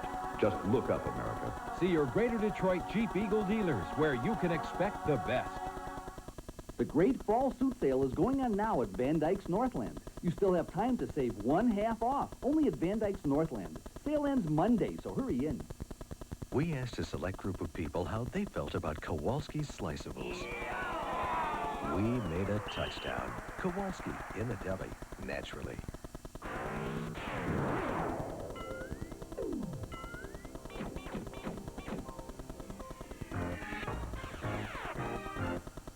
Siskel and Ebert, 7:30 tonight on 7. The Prudential College Football Halftime Report is brought to you by The Prudential. Your Prudential representative goes above and beyond to meet your needs in insurance and other financial services. The Prudential, your rock in financial services. Now from Studio One in New York, Al Trautwig. Well, good afternoon. Pick your favorite conference, any conference, anywhere in this country, and most likely there's an important game taking place today which will affect just what happens in those conference races. First up, however, is a game that really doesn't involve anything involving conferences at all. Third quarter, Notre Dame and Miami of Florida, and no shortage of emotion today at Notre Dame. Just now in the third quarter, Pat Eilers, a 4-yard touchdown run to give Notre Dame the lead. They then, on the ensuing charge by Miami, intercepted a Steve Walsh pass to keep the ball. Moving along in the Pac-10, UCLA and California playing this one out in Berkeley. In the second quarter, Troy Aikman in front of a big crowd at Berkeley. Homecoming today, their first since 1956. Got his second touchdown pass of the game. The first one was 52 yards. This one's 40 yards to Reggie Moore, Aikman's 16th touchdown pass this season. He's tied with Scott Mitchell, Utah's talented quarterback. Also in the Pac-10, Washington and USC, 14-7. This game is at the half. 11 of the last 15 games in this series, the winner has gone on to the Rose Bowl. A Big 8 showdown today, and there are a few bugs in the attack of the Oklahoma State Cowboys. Yes, and they were affecting the coverage of the game as well. We'll pick it up in the first quarter. Nebraska's Steve Taylor, a 43-yard touchdown run on the keeper. That made it 35-0, which is exactly the score that Nebraska beat Oklahoma State by last year. Cowboys coming into this game at 4-0, Nebraska at 5-1. They're in the fourth quarter, 56-28. ACC clash, an important one. Duke trying to come of age, and they're coming back. Just a short while ago, Clemson had a 3-touchdown lead, but now Duke has scored 2 consecutively, 21-14 in the second quarter. The last 6-0 team was 1962 for Duke. Florida State, East Carolina, 45-21 for the Seminoles, who have won 6 in a row after that opening loss to Miami. East Carolina has lost 6 in a row. Georgia Tech 34, South Carolina nothing, breaking the 6-0 string of the Gamecocks. Quarterback Todd Ellis, touchdown interception problems last week. He had 4 more today, and the Gamecocks stumble at the hands of the Ramblin' Wreck. In the Big 8, Kansas State was expected to lose big to Oklahoma. They are. Number 9, Oklahoma 56, Kansas State 14. That game's in the fourth quarter. In the Southwest Conference, the Arkansas Razorbacks go 6-0, 27-24. They beat the Longhorns in a tight one, and now they're thinking Cotton Bowl for Arkansas. Big 10, back to there. The Indiana Hoosiers, 33. Minnesota, 13. They're now 3-0 in the Big 10. Anthony Thompson, their big running back, 3 rushing touchdowns for a total of 17. Illinois is also 3-0 in the Big 10 with a win today over Wisconsin, 34-6. They started the season at 0-2. Wisconsin's now 0-6. And moving on to the Big Ten, Purdue and Ohio State, 31-26. Purdue is a winner today. 0-3 in the Big Ten are the Buckeyes for the first time since 1943. Last year under Earl Bruce at this time, Ohio State was 4-1-1. Something to think about for John Cooper supporters there. As we continue on the Prudential Halftime Report in the Big Ten, Northwestern and Michigan State both 0-4-1 before today. Michigan State wins their first time this season, 36-3. In the SEC, Vanderbilt with another upset on the day, 24-9. The Commodores wearing the same gold jerseys they wore in '82 to beat the Gators, but Florida's without their star running back Emmitt Smith, his backup, and their starting quarterback. Moving along to Auburn, also concerned about what happens in the SEC. They dressed 100 players today, played 93, and crushed Akron 42-0. In the ACC, North Carolina State rolls over North Carolina 48-3. The worst start ever in Tar Heel football history, and they looked like they were having a tough time. This program started in 1888, so we're talking a tremendous amount of history here. But for NC State quarterback Shane Montgomery, a 19-yard touchdown pass to Chris Quarters, and NC State will think about Clemson next. New Mexico falling to Wyoming today as the Cowboys go 7-0 for the first time since 1950. Rutgers and Boston College in an important game in the East. Rutgers wins at 17-6. Also, Eastern football concerned about Penn State-Syracuse tonight. Moving along, Pittsburgh snaps a 3-game losing streak, beating a team that has given them troubles in the past, 42-7 over Temple. In the Big 8, Eric Bieniemy, 195 yards, 2 touchdowns. The Buffaloes beat Kansas 21-9. They're happy basketball has started there too. Moving along, Idaho State surprising Oregon early, but Oregon has roared back now in the second quarter, 28-7.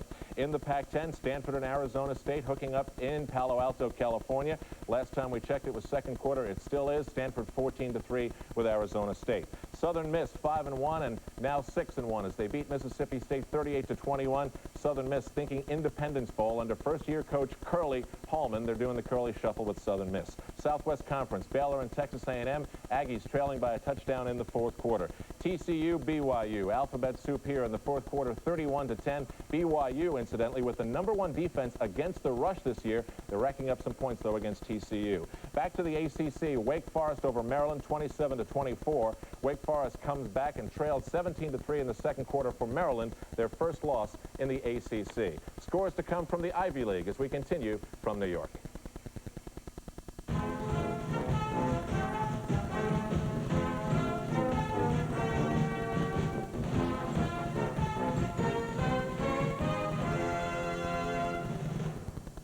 If you can dream it, you can do it. Today, the Prudential can show you a new world of financial opportunities. Look to the Rock for mutual funds, stocks and bonds. Feel its strength in CDs, insurance and mortgages. With the right choices, the right guidance, the sky's the limit. The Prudential, your rock in financial services. From the first gray light of dawn to the last red glow of dusk, around the world, the sun never sets on a time, on a place that hasn't been influenced by the Big Ten universities and their graduates. In outer space, the Persian Gulf, drilling for offshore oil, exploring the mysteries of science, faculty and students of Big Ten universities blend brain power, research capability, skills and talents, devotion to excellence that spell a national leadership that's different and lasting. Athletic programs reflect the same kind of dedication to being the best.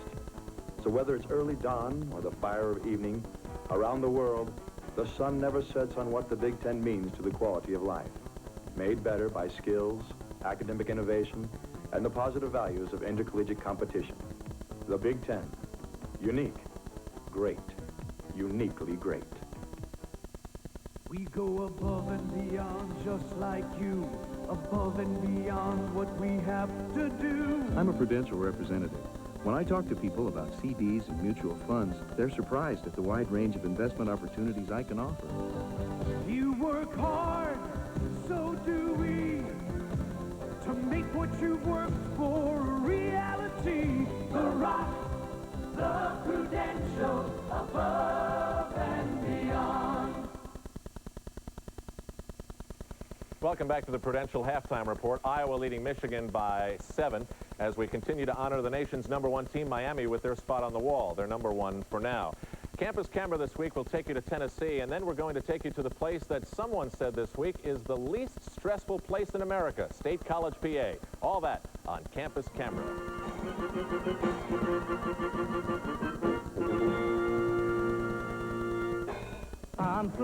Tennessee fans, distraught over their team's woeful start, have finally gone overboard. Duncan Stewart of WSIX Radio has moved into a tent on a billboard and won't come down until the Vols win. Stewart has persevered despite adversity. Last week, he fell off the board and punctured his shin. Undaunted, he was soon on his way back up to the top, ready for the long haul. And he volunteered for this. I'm here. Stop by for dinner Tuesday night. We heard there was something very strange going on at Penn State, so we went to investigate. Is Coach Joe here? Yes. Meet Nittany Lions coach Joe Paterno and meet look-alike Ed Ravitch, who got a taste of what it meant to be the big man in University Park for the day. Some people even ask me for an autograph. So if I make them happy, I tell them I'm Joe Paterno. I just feel sorry for anybody that looks like me, especially after we got beaten by Western. Nonsense. Some people are beside themselves to be Joe Paterno, even if it's just for a day. Don't tell Joe Paterno that State College is the least stressful place in America. And as far as Duncan Stewart is concerned, you can still send a mail on the billboard. Alabama beats Tennessee 28-20 today. That's the worst start ever in the history of volunteer football. We have a few more scores. If you stay with us, we'll be back.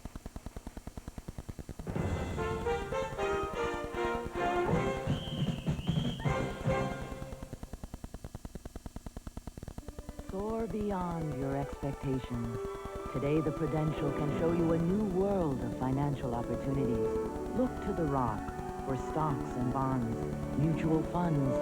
Feel its strength in CDs, insurance, and mortgages. With the right choices, the right guidance, you can move mountains. The Prudential, your rock in financial services.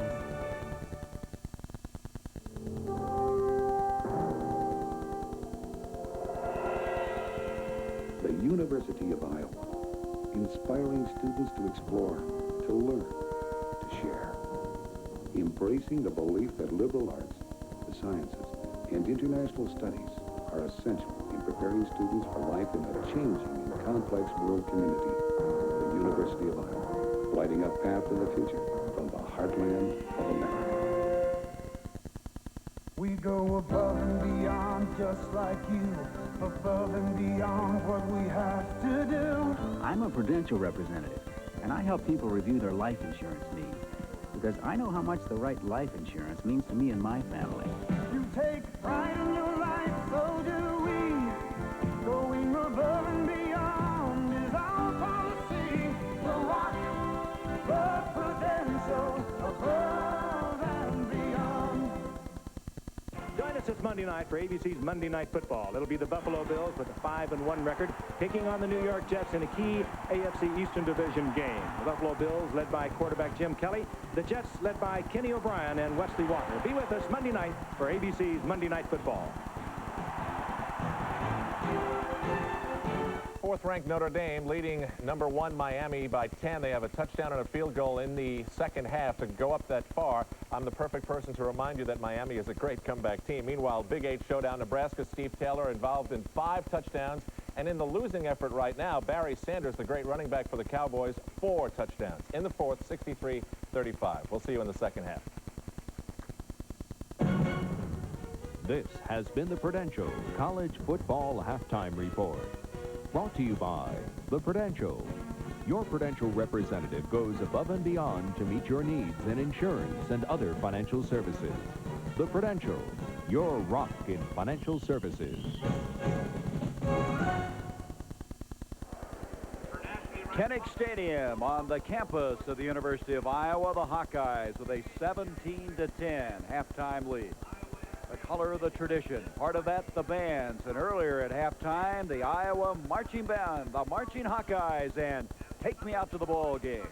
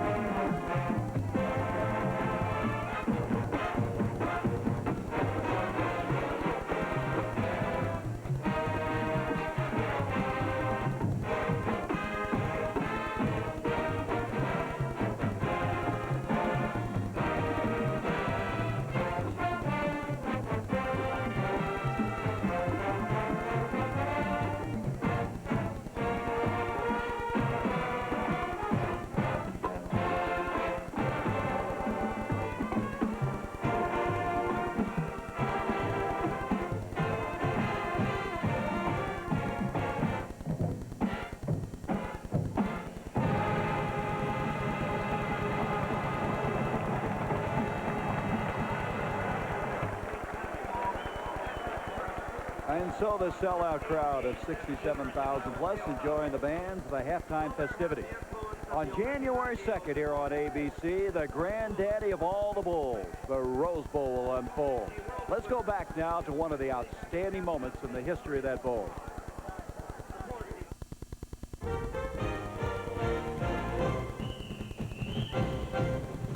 The Rose Bowl of 1929 between California and Georgia Tech will rank as one of the most amazing games in history, thanks to this man, California's Roy Riegel. He was an All-American center. He scooped up a fumble, started in the right direction, but suddenly he spun around and headed the wrong way. Riegels reached the Cal 1-yard line before a teammate was able to spin him back around, only to be tackled by Georgia Tech. Tech blocked the ensuing punt and went on to win it 8-7.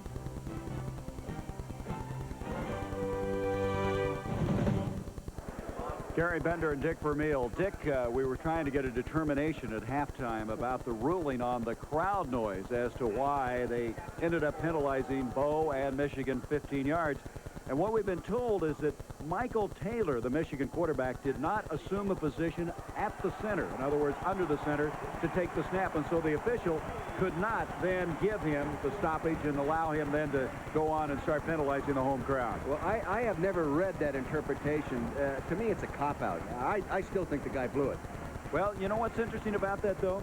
Michigan came back and still scored. If there's one pivotal point in the game thus far, it was when they assessed the 15-yard penalty against Bo. I think many times a coach like Bo Schembechler transmits a real energy to his squad, and when they see him upset, they're going to back him, and they're going to be better than they were prior to the penalty. Well, I think I would have done that if you got upset. Hey, I'd have been afraid of him, I'll tell you that. All right, we'll be back with the second half. Iowa leads by 7. Harry, if you don't want to end up in court, you better send a child to court. I'm calling about your son, Grover. You better send money. This ski trip's over. Send the money now, you dig? Or we won't make our next gig. To send someone money fast, come to Western Union. We'll make sure it gets to any of our 10,000 locations, usually in 15 minutes or less. Cruising! Western Union, the fastest way to send money. Some car warranties give you protection on your powertrain beyond the first year, which is fine if you are only buying a powertrain. But GM is the only American manufacturer to protect the powertrain and the thousands of other parts that go into all our 89 cars and light trucks. Everything. For 3 years or 50,000 miles. It covers parts, labor, and towing. The GM Bumper to Bumper Plus warranty. Longer protection for more of your car or truck. We're not a company. But outstanding people come to us every day. People who want to make a contribution to a team and do work that really counts. People eager to see new places, do the unusual, and find the unusual. People who will become your friends for life. People just like you. We're not a company. We're your country. We're the Navy. The Air Force. The Marines. The Army. We're the Armed Forces. It's a great place to start. Xerox presents the Great American Torture Test, Alaska. Xerox. Death Valley. Xerox. City traffic. Xerox. Coast to coast to prove under the most extreme conditions you can't buy a better antifreeze coolant than Xerox. No matter where you drive.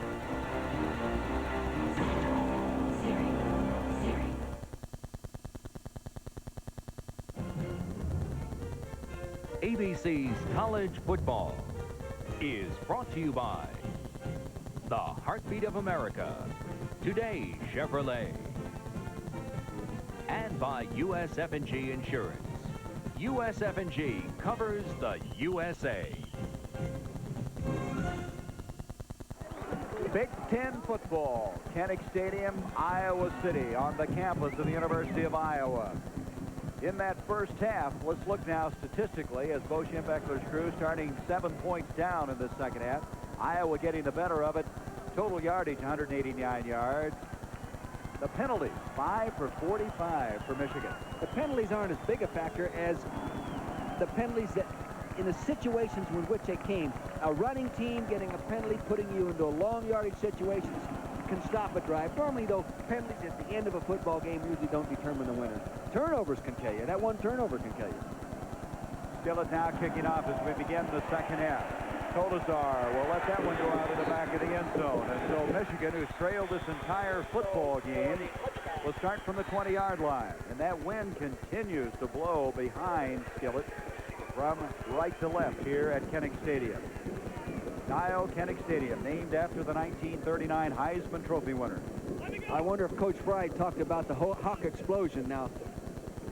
The Hawkeye explosion is the fact that both these teams take great pride, especially Iowa in their third quarter. Iowa's given up only 10 points in the third quarter this year. And he says we go out and throw a Hawkeye explosion, meaning on every snap that first series of downs, we reestablish the tempo of the football game. From the 20-yard line, Michael Taylor will send Kolesar in motion. Bowles, 1, 2, 3 yards. It's been tough to establish that running game. Keppel and Watt combining on the stop. You see Brian Wise still in the ball game. He replaced Mark Stoops, who's out for the football game. And he's a redshirt freshman, Brian is. Smart, and he learns quickly, as the defensive coordinator, Bill Brasher, told us. And as you know, Bill Brasher, the defensive coordinator, said, you never are afforded the luxury of making a play without coming off a block when you play against Michigan. They block everybody, safeties, cornerbacks, everybody. Body on body, right? Body on body. Second down, 7 now for the Wolverines. Taylor, play action, look out, down he goes. Brad Quast, number 35.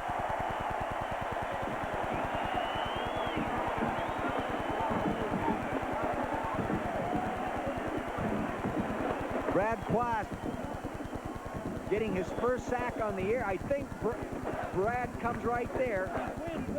Now, you'll note there'll be play action deep in the backfield, and he stunts back to his left, gets through the gap. The guard came up to try to pick him up, couldn't do it. Boy, I'll tell you, that's tough on the quarterback because he's looking left. Michael Taylor's looking to the left, right side of the field. He can't see him coming. Good call by the defensive coordinator, Bill Brazier.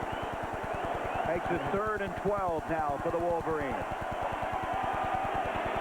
Pressure coming from Mott. The ball batted up, almost intercepted by Riley. Jim Riley. His pass was intended for Tony Bowles. But what really started all the problems was not this guy. It was Mott again. Joe Mott from the backside. Straight drop back pass. You know, now Michigan doesn't do a lot of that. They get set up. They have good protection. He throws the ball out there. Now Riley, an inside linebacker, working out into the zone. Boy, if that had been a little lower, he'd have picked it off. Riley this year has 1 interception. So Gillette now will punt inside the 5. Marciano goes back. The nephew of Rocky to field this one. Punting into the wind, too. Gillette had a 32-yarder in the same position earlier in the game, and the ball not hit well at all. No. At the 40, but it takes a Michigan bounce and goes to the midfield stripe. The guy who snapped the ball up to down it, Dave Weil, will be back. 17-10, Iowa.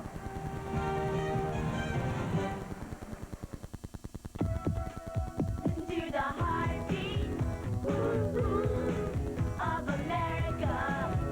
To the heartbeat of America. Oh, yeah. Chevrolet has been a part of more families than anyone. That's because Chevrolet offers more ways to move your family than anyone. Oh, the heartbeat of America. Chevrolet. Chevrolet. Fancy perfumey aftershave. It's got to be a quarterback's locker. Real guys who get mud on their uniforms use rugged, honest stuff. Ice Blue Aqua Velva. There's something about today's Aqua Velva, man. So you still think linemen are dumb? After 6 hours of school, I had enough for the day. I hit the radio dial. With the designed-in sound of a Delco Electronics music system, now the best seat in the house is in your GM car or truck. Delco Electronics, it's who we are. The race for the lead in the AFC East heats up when the Buffalo Bills battle the New York Jets on ABC's Monday Night Football. It's the only way to kick off your week. The winner today would take a major step to the Rose Bowl. Right now, Iowa getting the better of it, 17-10. You see the time remaining in the third quarter. The Hawkeyes with the ball for the first time in the second half. We understand Dave Haid, who had a tender knee in the first half, is still in the locker room, hasn't come back out. Give to Hudson, and Hudson's going to be stuffed on this play. A loss of a yard as Mark Mester and John Milligan were there. Second down, 11 yards to go. Bill Anderson, the offensive center, has just been back the second ball game, coming off an injury, is down, number 50. He's hobbling there right now. They better get him out. Now, that'll make him move Greg Divis, number 58, who started at left guard, into center, I'm pretty sure. Boy, just about the time they thought they were getting healthy up front, Anderson, who an honorable mention all Big Ten pick a year ago, is shaken up. Now what happens, though, Greg Divis has his hands all taped up to play guard. Now he's moving to center. He's going to have to get all that tape off his hands. It's been a knee that has kept Anderson out for 2 games, the junior out of Columbia Heights, Minnesota. He is so smart, and I mean smart. He handles the calls in that offensive line. That's what they miss most.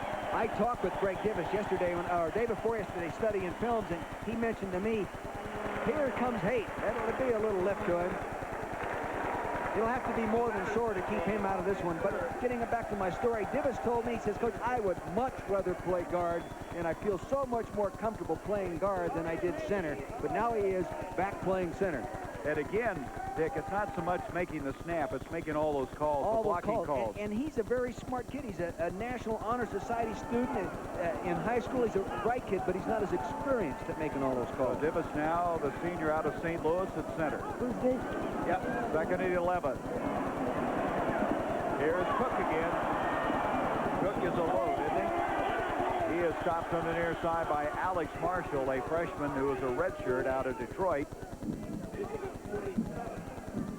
Here's Greg Divis at center, right in the middle of your screen now, working on the nose tackle there. Mike Teeter, 91, doing a good job. He's getting some help from Poynton, number 67. And Poynton, when he gets his hands on you, can really do a good job. He bench presses 520 pounds. Well, Poynton's back. He's been hurt as well. Yes, he has. So they have him back in the lineup. Easier to say who isn't hurt up there. 3rd down, 8 now after that last pass completion of Marv Cook. Hartley rolling away from the pressure from Messner, dumps it off to Hudson, and Hudson draws the crowd. He'll be way short of the 1st down. They converged on him. Mike Teeter, Trip Welburn is going to bring up a 4th down. So the Wolverines able to shut down the Hawkeyes' first offensive thrust here in the 2nd half. I don't know how the Wolverine players feel, but I'll tell you, those coaches over there in the blue pants and the yellow shirts, they're fired up. This is Colazar going back for the punt, and Adams to punt it. Punting from a tight formation. He's going to try to kick it for the corner. Did it very well, and the ball's going to make it into the end zone for the touchback. There is a penalty flag, however, back at the 45. End zone for the touchback. So we'll determine what that's all about. Illegal procedure against Iowa. I tell you, I'm not so sure I would refuse the penalty. Because they're taking a chance with this guy getting it. That went into the end zone, didn't it? Yeah, it did at the 20-yard line if they refuse the penalty. Yeah, he's liable to put it in. He's been pretty good at putting it down inside the 20-yard line. They're listening to you, Coach. They do refuse it. Michigan will have the ball. Iowa has the lead. We'll return in a moment.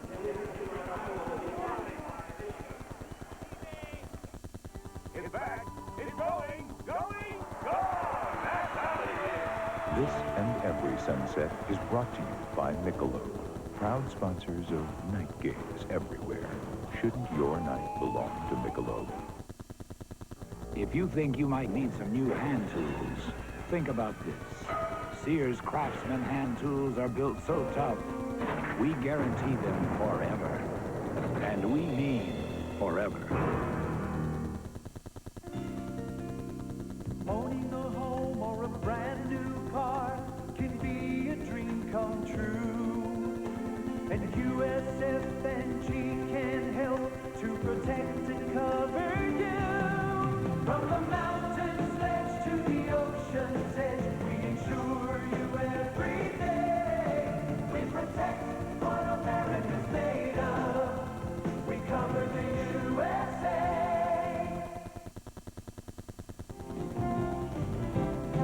Coming into today's game with Michigan, the Iowa Hawkeyes lead the Big Ten in scoring defense, allowing 13.3 points per game. and only 10 points total during the third quarter this season.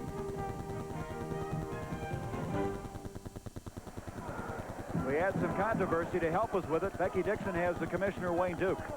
Wayne, the ruling on crowd noise, was it correctly interpreted and enforced? Yes, it was, Becky. Had Taylor gone back under the center and then asked John Netherland, the referee, for time, he would have been get into that relief, and it would not have been a late game penalty. Bo was very concerned about crowd noise coming into this game. Were you and the officials aware of this? Well, this is a very typical Michigan-Iowa game.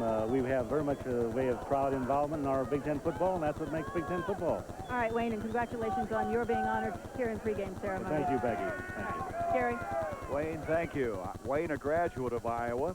He was honored at halftime. As probably you know, he's been the Big Ten commissioner for 17 years and will be stepping down as we go back to this football game now. First down of the 20. So we'll talk a little bit about that in a moment, about Taylor. First down, 10. Give to Bowles. Bowles is able to get 6 yards out to the 26. Riley made the stop. So to just further interpret it, and then we'll leave it alone, the reason that Taylor and Michigan did not get relief is that Taylor did not assume the posture underneath the center. As an end result, could not get a stoppage and had to go on and snap the ball. We have a man shaken up for Iowa now, and that is Gary Clark. Boy, they're running out of defensive back. Yeah, freshman who is the starting free safety, and they already lost Stoops at strong safety. They can switch Hanks over to that spot. Or Smiley. Smiley can also move to safety, and they'll move James Pitkin into corner. But they're out of defensive backs. If Clark, and he appears to be a little hurt seriously. He had an interception in his first start against Michigan State this year. He's out of University City, Missouri, which is right in the St. Louis area. Really been coming on his own, and it's just been an amazing year for this Iowa team as far as injuries are concerned. I'm glad they're getting rid of that AstroTurf. That's right. They are going to go to natural grass here after having this artificial surface for 7 years. We'll be back in a moment. Announcing the Holiday Inn Make the Super Call game. Come to Holiday Inn, get a game card. Now, Super Bowl 18. 4 minutes to go. Raiders face a 4th and goal. You call it. Scratch off the right play, and you win. Thousands of prizes. Even a trip to the Super Bowl. Everybody's getting into it. Only at America's favorite hotel. For reservations, make the Super Call.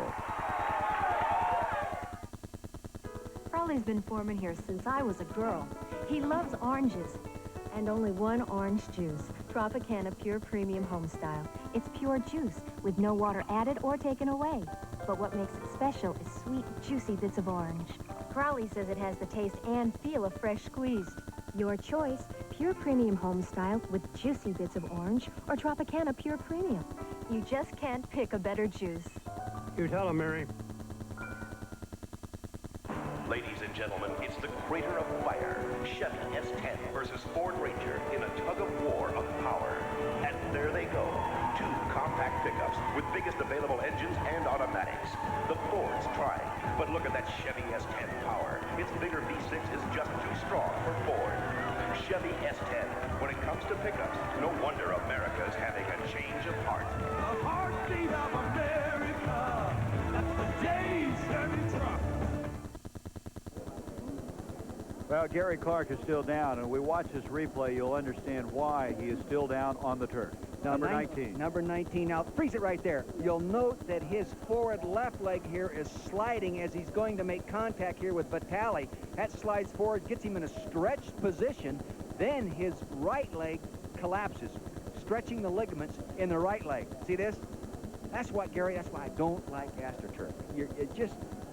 It's either too firm or else it's too slippery, one way or the other. I can't disagree with that. Gary Clark is one of the 3 married players on this team. They're immobilizing the leg right now, but as we mentioned, they're going to go to what they call prescription athletic turf, which is natural grass kind of grown in an artificial manner, if you would put it that way. It was designed by Purdue University several years ago, and a lot of big schools going to it, as well as the National Football League. They did it in Soldier Field this year. Chicago went back to natural grass. And you read all the, that people always come up with these studies. Well, it's not really true. It's not really true. Those people that do all those studies don't have to play on it. They haven't been on it and been hurt. Fortunately for Iowa, they have two very fine trainers, the head trainer Ed Crowley and assistant trainer Russ Haynes. They do a super job, and they've been overworked this year. Well, they have. They've designed all kinds of braces, tried to get these guys healthy, and right now they're starting to fall again. There's a lot of people getting hurt. Let's look ahead now to next Saturday, Indiana, Michigan. Michigan trying somehow to pull this one out and to get any easier. Is Indiana unbeaten, the only unbeaten team in Big Ten Conference as well as non-conference play, and then UCLA against Arizona, 3:30 Eastern next Saturday. You know, Gary, a point I think it should be made here about Michigan. As they play in a ball game with the linemen at 320 pounds, 285 pounds, 270 pounds, 280, 277, they gradually wear you down, and no matter how hard you fight, you just can't fight as hard as you did early. So Stoops and Clark, both starting safeties, have been wheeled off the field. Second down, 4 now for Michigan. 17-10, 10:57 to go in the third. Here is Bowles trying to get wide. Mike fighting him off on the near side, and he makes it out to the 27. And Greg Brown in the football game now. Brown is a sophomore who played right here in Iowa City, and his dad, Larry, was his high school coach. So Brown in now after Clark had to leave. We're going to come now to a third down and still a couple of yards, 3 yards to go. This is something. Did you see that score? Holy Under the cow. dome. Yes, you got a lot going for you. Notre Dame now, what that will do, it will Michigan give should have beaten UCLA a chance now to be ranked #1 in the country. That's right. No Andy Mutter. Yep. Oklahoma giving the Wildcats problems. Third down, 3 yards to go. Taylor on the option. That's Quast again. Brad Quast is as good as there is. 6'2", 248. So big. Can run so well. Tyrone Berry came in and got immediate pressure in the quarterback's face on the down line. Here he is now. He's going to come around and get immediate pressure as the quarterback comes down the line. It doesn't give him a chance to go ahead and pitch the option. Now watch it. Here he goes. Here he's coming down. Now watch him come right down the line, right into. Boom. He can't make that pitch. Then the help from the inside pursuit. Down he goes. Good defensive play. So Gillette again will punt the football. This time about 5 yards further up the field. On a 4th and 5, Marciano back. This one hit a little bit better, but Marciano coming up, got it at the 41. 45, dropped at the 47. Peter Marciano to the 47-yard line. Theta Murray was up to make the stop. Now we have a correction, but it's still Notre Dame on top. It's not 41, but 31. That's still impressive. Remember, Michigan had Miami beaten by what? Had a 16-point lead and lost it in the fourth quarter. A team that can throw the ball like Miami with a fine quarterback, well, he can put points on the board. But at the Dome, I think you get a little more than 11 guys who are playing defense. Oh, or I playing think offense. Either way. Some of the ghosts of the past. Some of the ghosts of the past. Anyway, Iowa now inherits very good field position, almost at their own 47. 9:58 to go, third quarter, 17-10 Iowa. Hartley as Smith and Harbert split out, goes to the shotgun. Same approach they used to start the game. Here's a screen. It's Hudson. That's the way they started the game, too, throwing to Hudson. And Hudson to the 45, about a yard short of the first down. Bobby Abrams made the stop. Let's go down to Becky Dixon. Gary, a report on free safety Gary Clark. I just talked to Dr. John Albright. Clark has a very serious knee injury, possibly a ligament. Right now, he's on the way to the hospital for x-rays. Okay, Becky, you're becoming part of the MASH unit down there. Yes, nurse Becky Dixon. That's right. Second down, a yard to go. Harberts, Watkins split out to the top of the screen.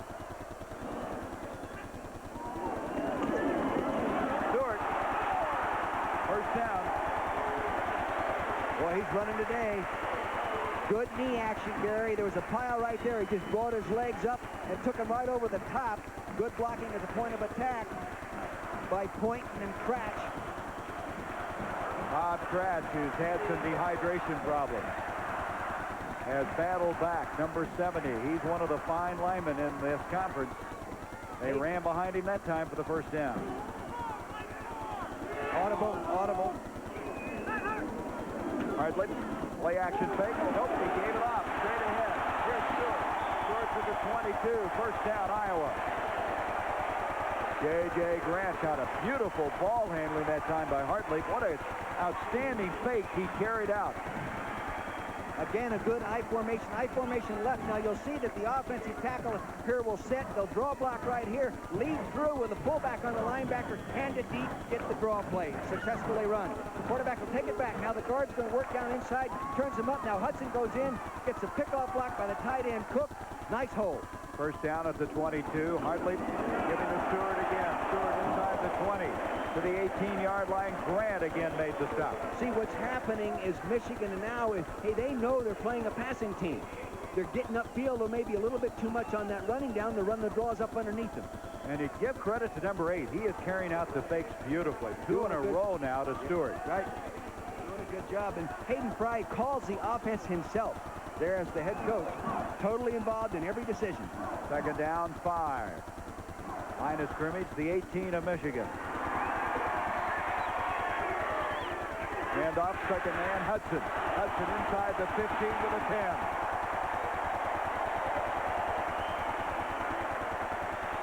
Hudson, all 235 pounds of him, pounding the ball, reaches the 10-yard line. It'll be first and goal. Very complicated offensive play to execute properly and very well executed.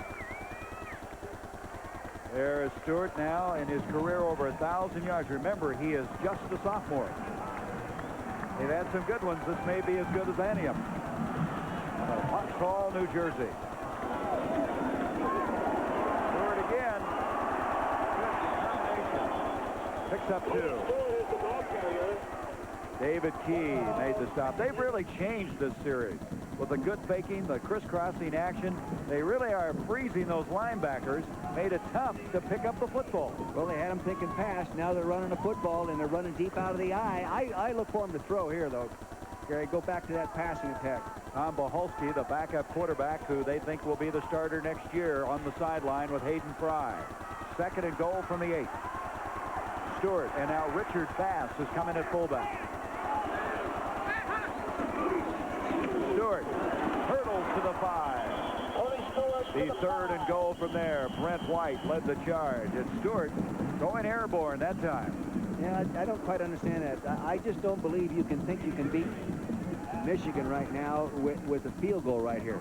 And when you run the ball down there in that situation like that, you're thinking 2 runs to try to score here. Now that puts him in the, this is really long yardage situation on 3rd down.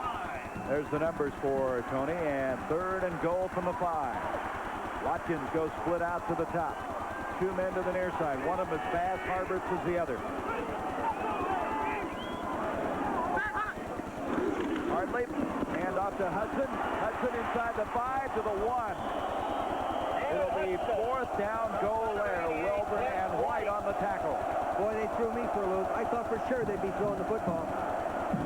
Do you go for it here or settle for the field goal? I believe right now, they're going for it right now. As I said earlier, I don't think Hayden Fry thinks his defense is going to hold Michigan to 10 points. And I don't think he feels 10 points to win the football game from here on. Well, he's going to think about that because he's called a timeout. So the psychology major has called timeout and has a big decision coming up. What you've got to be careful of as a coach in this situation, Gary, is giving the opponent too much credit. You follow me? Thinking, well, normally I would kick a field goal in this situation, but because I'm playing Bo and Michigan, you know, I'm going to do this. Many times that is wrong. Many times that is wrong to do. Well, Hayden Fry, the man who wears those dark glasses so often, the mystery man behind the dark glasses, said before the start of this game he was going to tell the funniest joke he possibly could to try to keep the team loose, knowing how tight they would be in this big series. And they are uptight. You could see that. They're not uptight, but they've had very fine practices, as has Michigan. I asked Bo last night, how was your week of preparation? He says, Dick, we always have good weeks. Or I say, very seldom do we have a bad week. Well, 4th and goal, and after calling a timeout, Iowa's come back in offensively. Michigan still huddled up on the far side. This would be the 9th play of this drive. Bo Schembechler's team down by 7. Both fullbacks, Hudson and Bass, are in the backfield now for Iowa. 6:20 to go in the 3rd quarter, and a very big play in this football game. Stewart Hudson, and Bass in the backfield. What you might do here, Gary, is go to the play you have designed to run for your two-point play. A run-pass option type thing. Power I. 4th and goal at the 1 and maybe a quarter mark.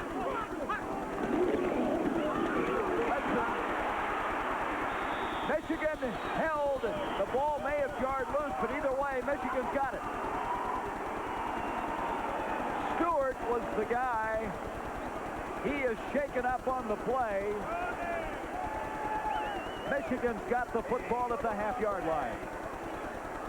Just a big eye lead play. There was movement in front of the play to try to distract the defense, which it didn't do. Many times it does. You'll see the movement here. They give the ball back here deep. Now, what you've got to be careful of in this situation is that the tailback running and jumping a little early. And the point of attack, see, he jumped just a little bit sooner. And see, by raising your center of gravity like that, Gary, many times you're thinking about jumping and not tucking the ball away underneath. Now, let's take another look at this. Now, here he's going to get the ball back deep. Now, he jumps early, and he's not thinking about tucking the ball away. See where that ball is? He's thinking about jumping. That raises his point of exchange fumble. That happens an awful lot. Now we have Taylor executing the noise situation right. He got under the center, and he gets relief as they now stop everything, and they can go back and huddle up. That ball did come loose, and you made a very good point. It was not a well-timed leap, but it didn't matter when it came loose because they stopped him anyway right there on a 4th down. So, again, going back to your theory, why didn't they kick the field goal? Maybe they gave Bo too much respect. Yeah. Hey, I've done it.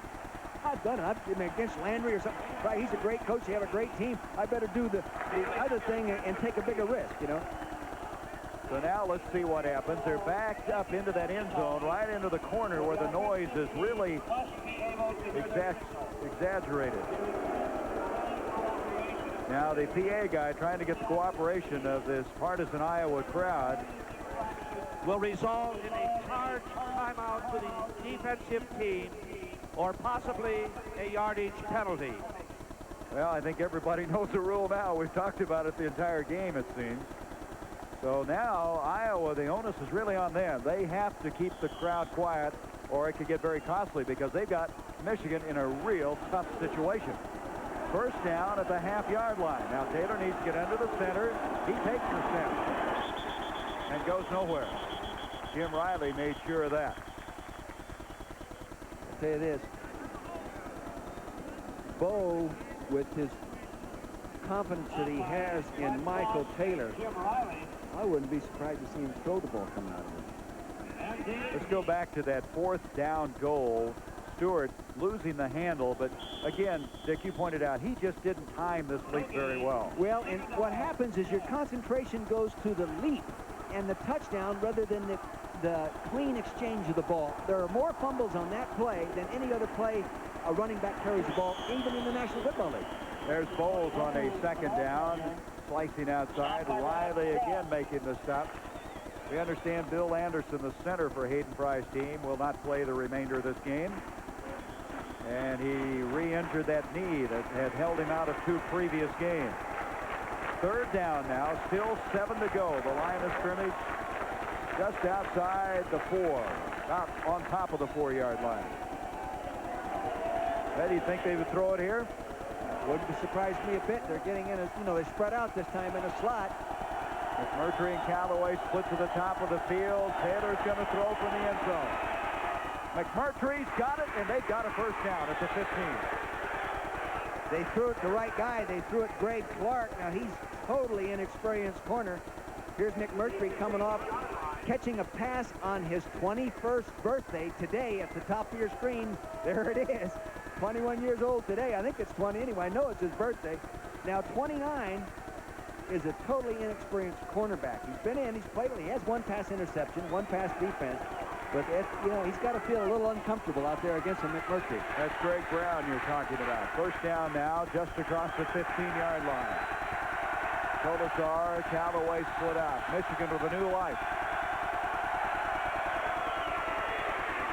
There, the burst is Bowles, and Bowles across the 30 to the 31, 1st down Michigan. Merton Hanks caught up with it. What you're going to see here is a deep handoff off the I formation. cross-blocking at the point of attack. Good cross-blocking right there. Picks up Riley 95. Now Bowles comes in and gives Merton Hanks a little move and gets some help. So Tony Bowles now has the Wolverines with a first down at the 31. He has thus far 91 yards on 15 carries. Taylor, the Bowles again, and Bowles out to the 40, about a yard short of the first down, and Michigan, trying to use the impetus of that great goal line stand, is moving the ball effectively. Jim Johnson and Dave Haight made the stop. Let me ask you a question, Gary. How many times in your career have you seen a great goal line stand result in a 90-yard touchdown dive? I've been in those situations many times. I've seen it executed positively on my side, and I've seen it go against me. It's not an unusual thing. You get that great mental lift. Second down, make it 2 yards to go for the Wolverines. Brown comes in motion, back to throw. Taylor throwing deep.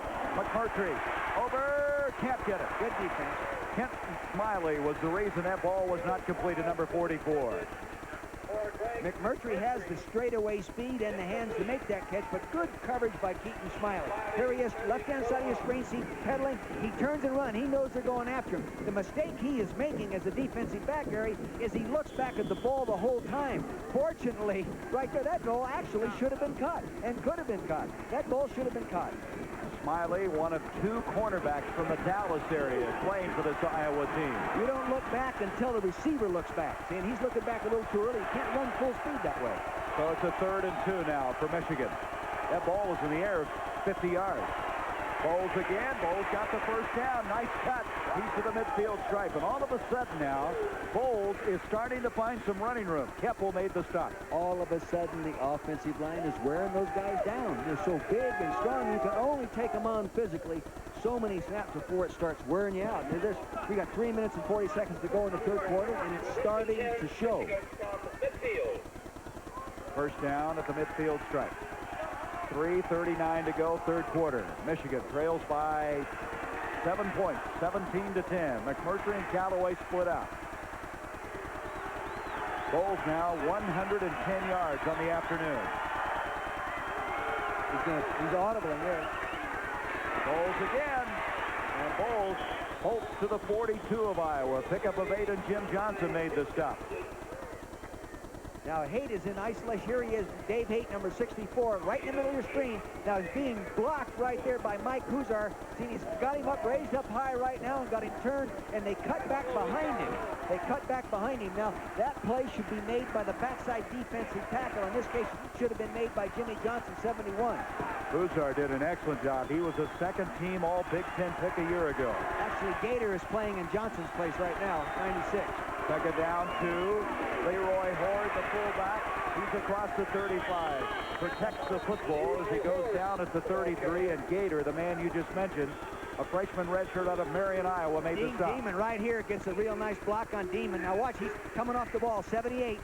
Comes off real good, gets into him, gets him straightened up, gets him turned back to the inside, gets the lead block up to the point of attack. There's the hold. Now, Gator, not a quitter. He got blocked, but he's coming back to get on the play. We have a man shaken up. It's Brad Quast for Iowa. We'll be back to determine the extent of that injury. Michigan is on the move. At his home in France, wine expert Christopher Stevens invited friends to guess the price of a special cork-finished American Burgundy. Très bon. Qu'en pensez-vous? 65. They guessed between $10 and $12. 70. How much was the wine from America? You already know. 18 francs. Because it's the same red wine you're probably drinking now. C'est incroyable. Today's Hearty Burgundy from Ernest and Julie Ocala. All the best a wine can be. One was named Wilbur, the other Orville. 2 brothers who shared a belief. A belief that when the fundamentals of aeronautics were properly applied, man could fly. At Raytheon, we haven't forgotten their lesson. Consider the revolutionary new Starship from Beech Aircraft, a Raytheon company. Many of the fundamentals are the same as the one built by Wilbur and Orville. Raytheon, where quality starts with fundamentals. It's 2 key conference games on the road to the Rose Bowl. Undefeated Indiana meets Michigan, or number 2 UCLA tackles Arizona next Saturday on ABC's College Football. As we mentioned, Brad Quast hurt. Let's look at it Here's again. Vitale coming off on Quast right here as he moves here, and his helmet actually gets this knee. Here he comes, sliding off. Now, see, Quast is moving left to right, and there his foot is planted right there, and the helmet hits him down below the knee, and I don't think that'll be a serious injury. He came off a little bit of help. It looked like, as you said, he could return to this game. First down now at the 33-yard line for Michigan. Boy, do they need him. Pipkins is checked in at a cornerback now for Iowa. James Pipkins. Back to throw. Taylor near side. Callaway. And Pipkins is over there to cover, but it's a catch for a first down to the 21-yard line. And Pipkins really had a big cushion that time. Callaway had a lot of room to operate. Callaway, you know, Callaway wants to go into real estate. Well, they gave him enough real estate that time. He got his degree a little early, didn't he? Right there. Pipkin was 10 yards off an out pattern. He's got to play it just a little tighter. Well, they take Pipkins out after that play. As Brown and Smiley now are the corners, Hanks and Wise are the safeties. First down at the 21. This drive, remember now, started from the 1-yard line.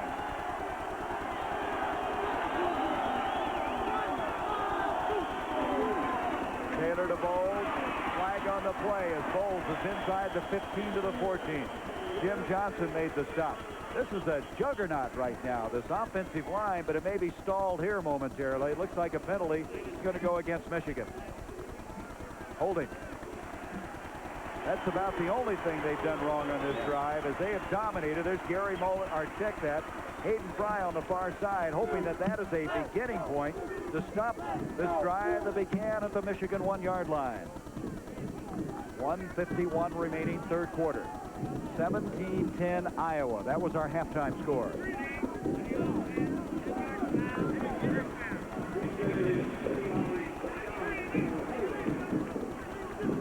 Well, you talk about it, Bo and his team being some fundamentally sound. But with that fundamentally sound is a big, strong, rolling machine. They just come at you, nothing fancy. And they're all young people. They're all back except Vitale in that offensive line and the tight end, Jeff Brown. First and 20 now after the penalty. Holding.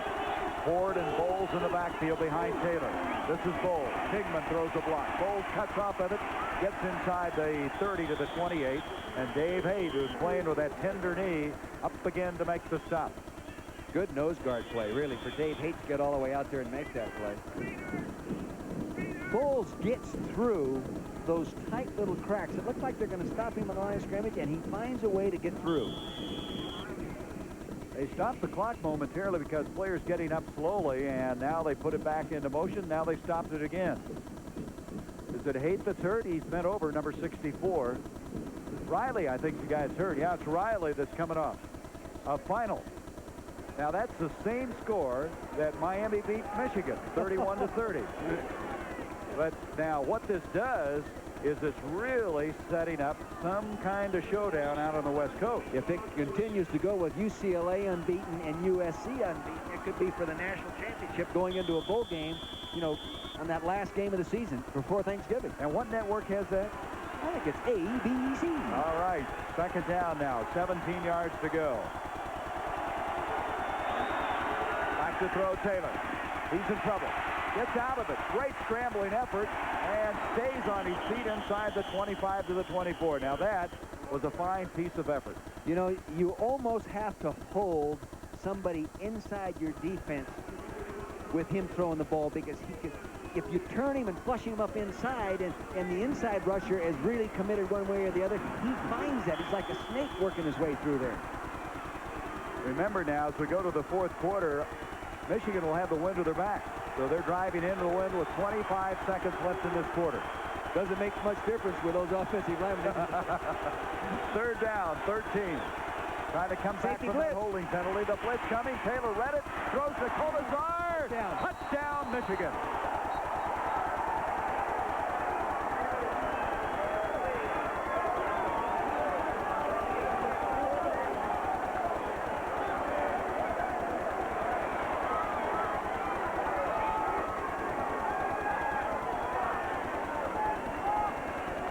Safety blitz. And they're bringing people up inside, man-to-man coverage. There's the safety. There's Merton Hanks, 45, getting up there. One-on-one coverage right here. And Kolesar makes the play, beating Keaton Smiley, number 44. Remember, no Dick, help.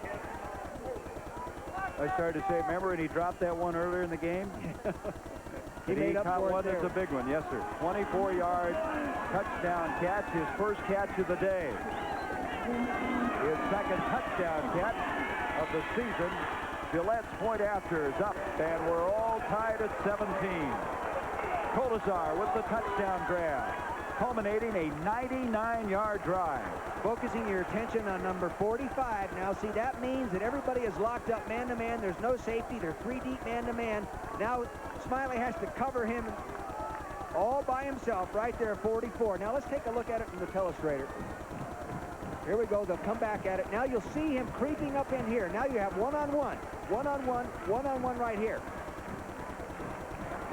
Now he moves in. Smiley is there working to the right side of your screen. Now Kolesar is going to go down, move a little inside wrinkle. The ball's right there. The safety didn't get there quite quick enough.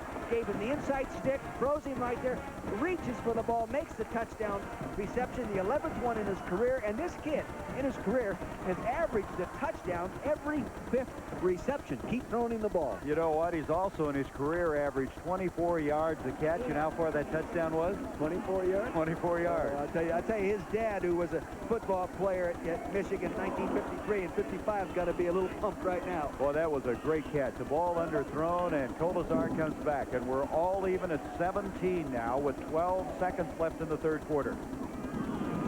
99-yard drive, took 6 minutes, 4 seconds, 13 plays. Yeah, and remember, there's no overtime in college football, and there's been some talk in the Big Ten, right? About a tiebreaker. Right. I would be for it. I don't know about Well, that one of the guys was Hayden Fry. As you know, he and George Perlis tied a couple of weeks ago, and they didn't like it. And right now, we're all tied. This will be Saunders bringing it out for Iowa. Oh! And that's as far as he goes to the 21. So 5 seconds left now in this third quarter. 17 all our score. As this Michigan team, trailing 17-3 at one stage, has come back to tie it up. There's the driver talking about it. Again, you go back to Iowa on that 4th down goal at the 1. They went for it, didn't get it, and look what happened. The fumble was really insignificant. That's he right. wasn't in the end zone. From the 21 now, receivers wide left, wide right, Hartley back, gives off. This is Stewart. Stewart close to a first down as he crosses the 30 as we come to the end of this third quarter. Trip Welburn made the stop for Michigan. We'll be back. 17 all. ABC's college football will continue after this message and a word from our local station.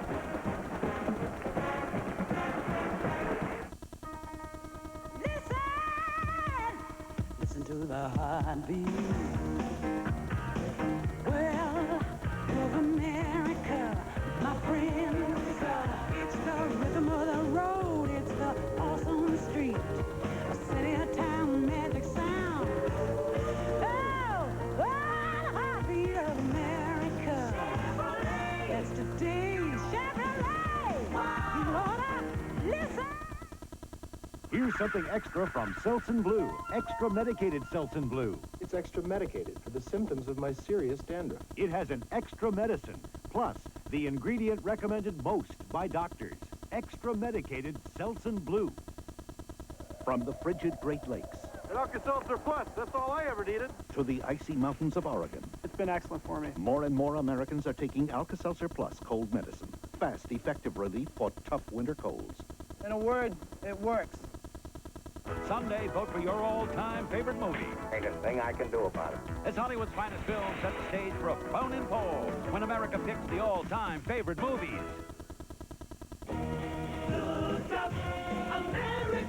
Rugged, dependable, versatile, the ultimate freedom machine.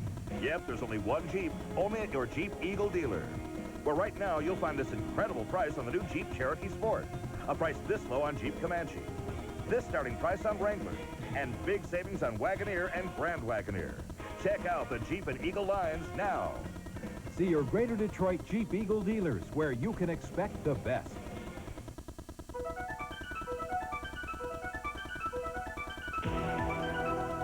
is ready. It's here. It's the highest octane under the sun.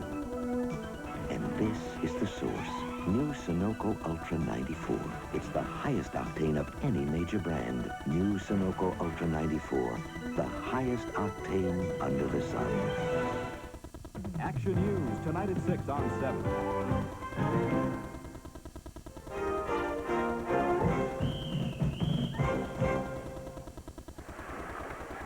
Gary Bender, Dick Vermeil, and Becky Dixon. Quarter number 4. As we began this fourth stanza, it's all even. Iowa has the football. Second down, a yard to go, just across their own 30. Hartley from the shotgun. Mark Cook, 45 and out of bounds. At the Michigan 40, first down. David Key over defending on the play.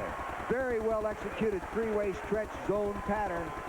Very well executed. Tough to cover that kind of pattern if you don't get your hands in the face of the quarterback against his zone coverage.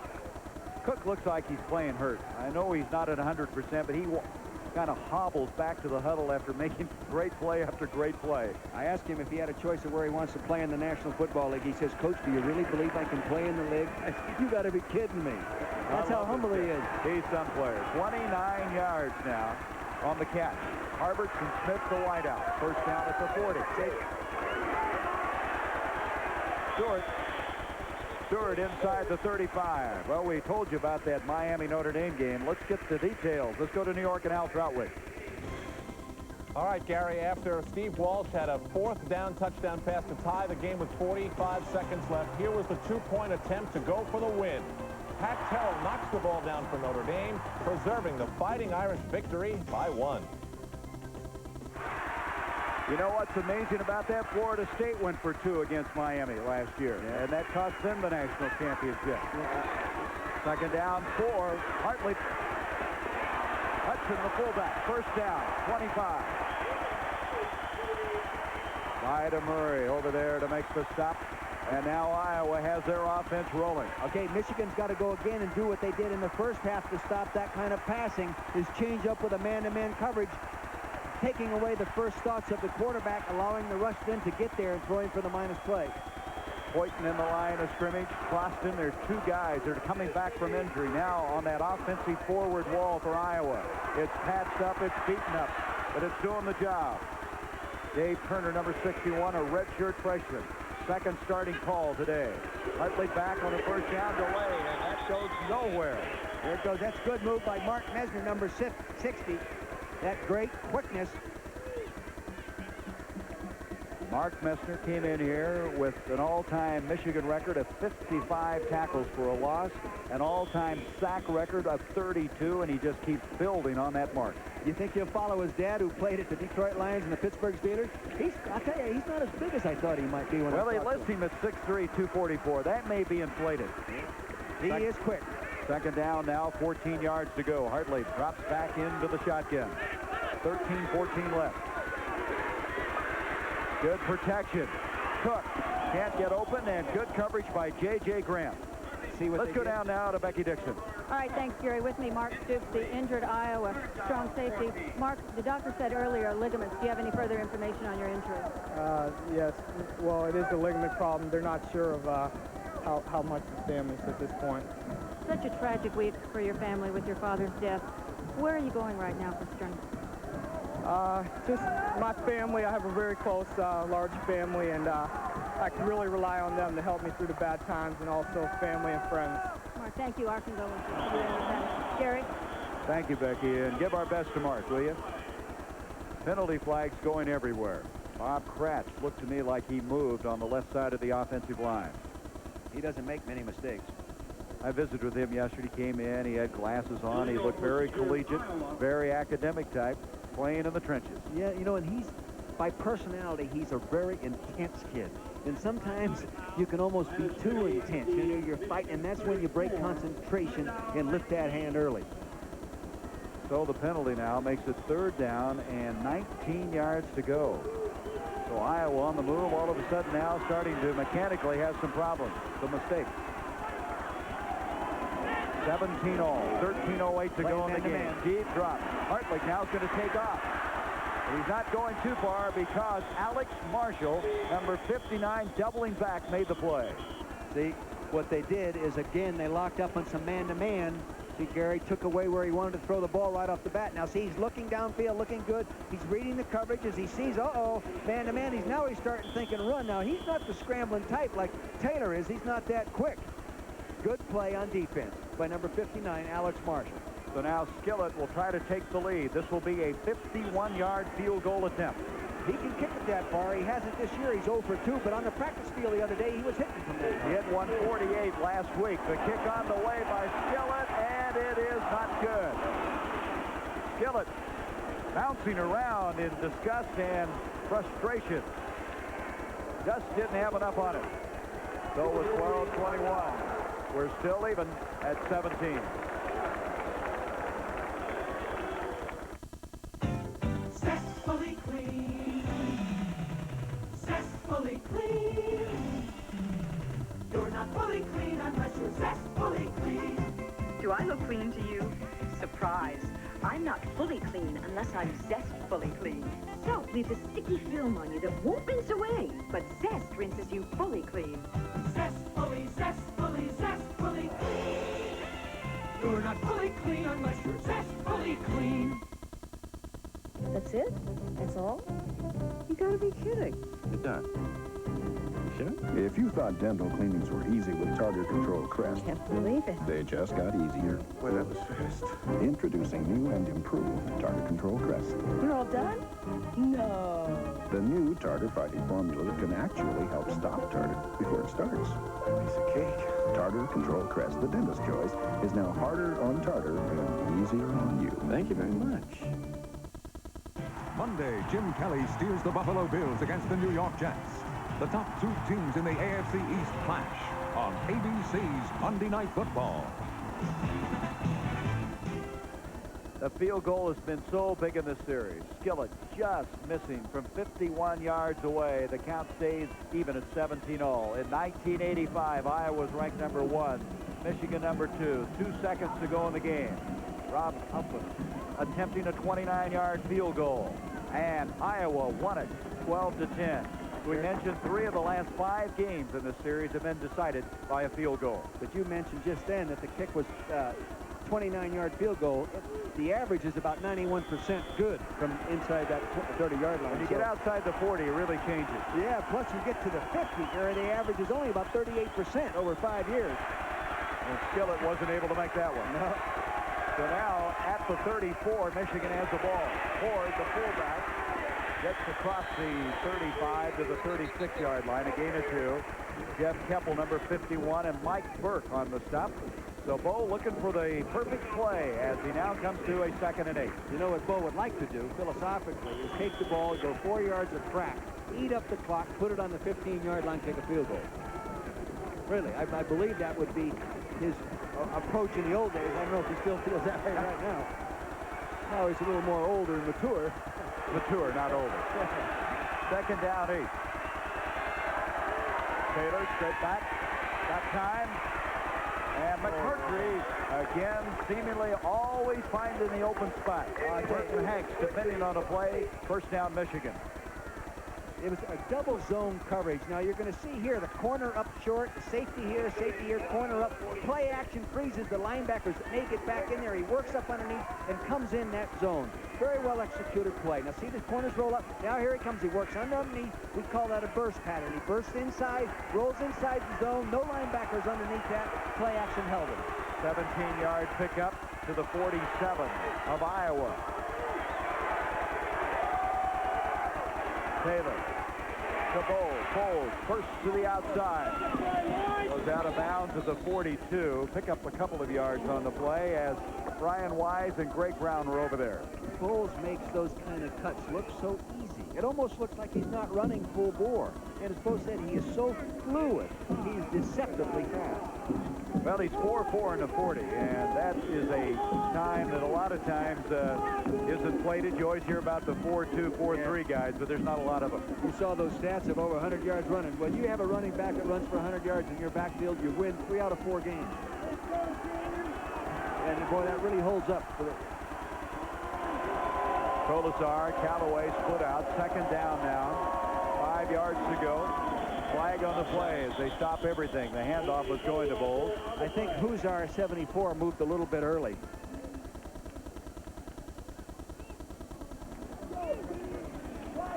Legal procedure. And the Michigan team through the years has always had the good offensive lines. As somebody said in the Iowa coaching staff, they all look the same. They just put on different helmets, different numbers, and come at you body on body. And they've been coached by the same... Did you see that Illinois score? Well, they're really doing well. They're undefeated. I tell you, John Makovic, after losing 2 non-conference games early in the year, is on a roll. And Michigan State, that's their first win of the year. So now the line of scrimmage at the 47 and 2nd and 10 now for the Wolverines. McMurtry, Colasar split to the top of the field.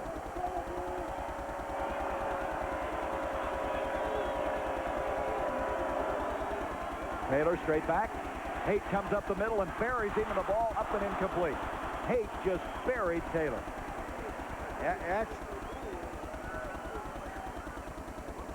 Actually, he wasn't throwing the ball to Bowles there. He was throwing a delay pattern. Now, you'll see Haight to the left side of your screen working on Dingman. He beats him to the inside. Vitale, number 67, tries to pick him up there and give him help, but no help.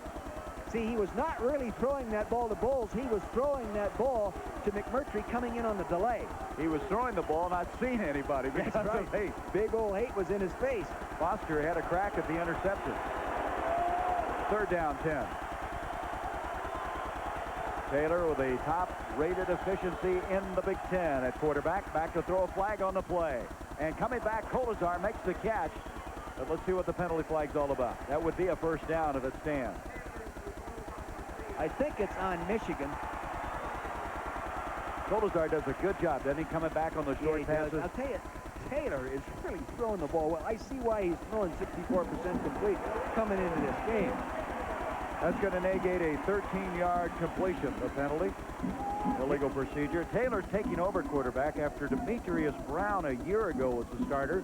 In fact, Brown had a superb day against Iowa last year in Ann Arbor. Is Taylor a senior? He's a junior. He's got a junior, yes.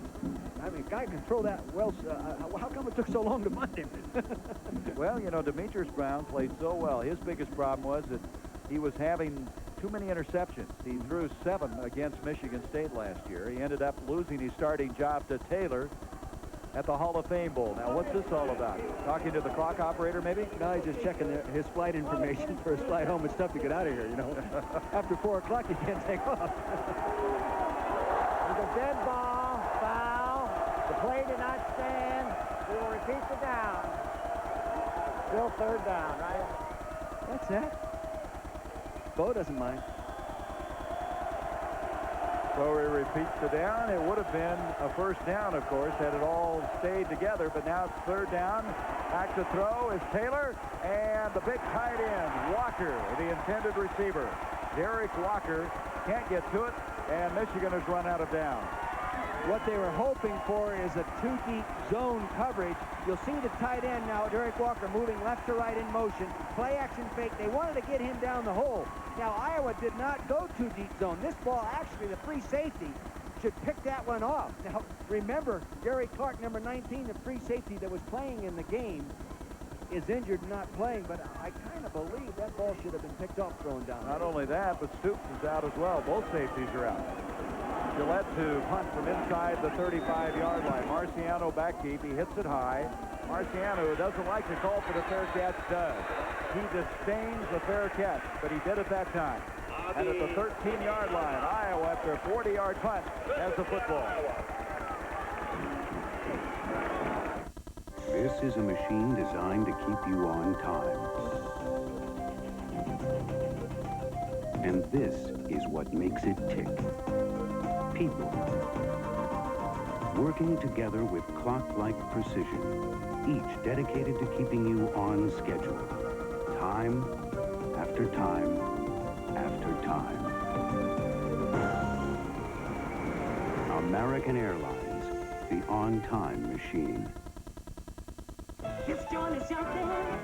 It's really jumping. Jump into Burger King and say, and play triple jump checkers. It's easy to play, just like checkers, and easier to win, because every card can win if you make the right moves. Win up to $1 million instantly, or tasty food prizes, or collect to win a Carnival cruise, a dream house, or a Pontiac Grand Prix. Triple jump checkers. Every card has a prize on it, so every card can win. King Me. Peter Jennings on World News Tonight, the anchorman for the 90s. Nightline's Ted Koppel, a master at making the complex clear. ABC News, America's choice. An important battle in the run for the Roses. It's all even at 17. You see the time remaining. Iowa now has the football. They have marked it at the Iowa 14. Michigan trailing at one time 17-3. Tied it up with 12 seconds to go in the third. And now 10:37 left to decide the issue. Hardly one single running back is Hudson, and he gives to Hudson, and Hudson takes some punishment. Yeah, I don't know why they run that play. They haven't made it. I don't think they made an inch yet in the ball game trying to run that counter. Oh, one time they did. One time they made some yards. Let me bring up something. You said something during the break a while ago. You watched the practice. You feel that Iowa's saving an awful lot offensively. Well, they have things in the game plan that they haven't used yet. Now, that doesn't mean they're saving it, but I know they haven't used it. Loss on the play. Second down, 11 as Watkins comes out of the ball game. Harberts has checked in. He'll come split to the near side. Sean Smith to the top of the field.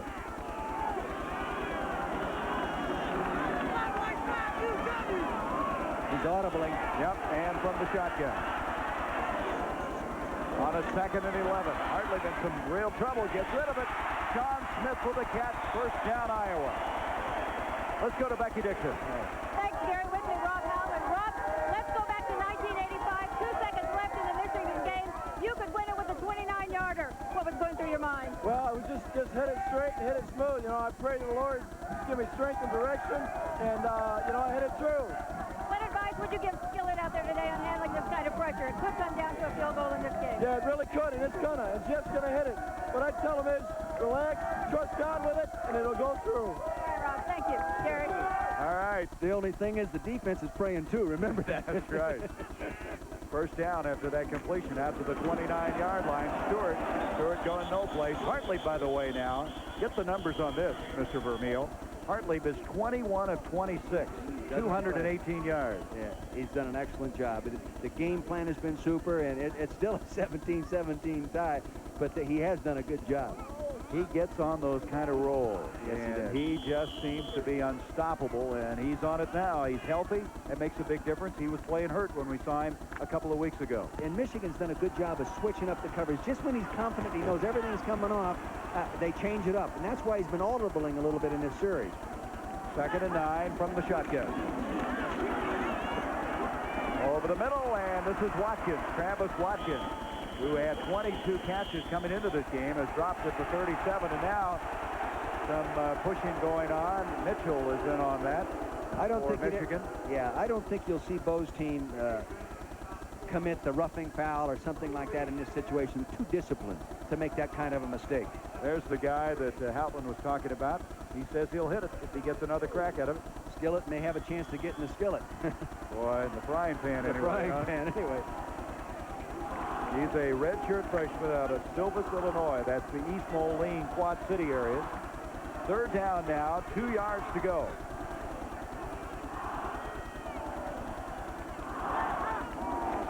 Missouri in at a wide receiver spot. Hartley throwing, and Cook had it broken up, and that was Trip Welburn. Welburn is out of Greensboro, North Carolina, one of the most heavily recruited players in the country his senior year, and last year was a wide receiver for Bo Schembechler. He thinks he's going to be a great safety before it's all over. Sullivan Anthony Wilborn. I wonder how he got the name Trip. I think it's Sullivan Anthony III. That's where they got the Trip, probably. Adams back to punt inside the 25, and he hit it high, but not very deep. Coming up, Kolazar, and they almost interfered with it.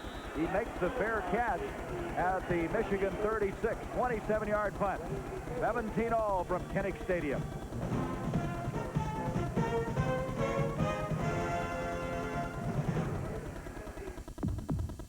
Listen to the heartbeat of America. Chevrolet announces more Americans going back to work. The new second shift at our Michigan truck plant.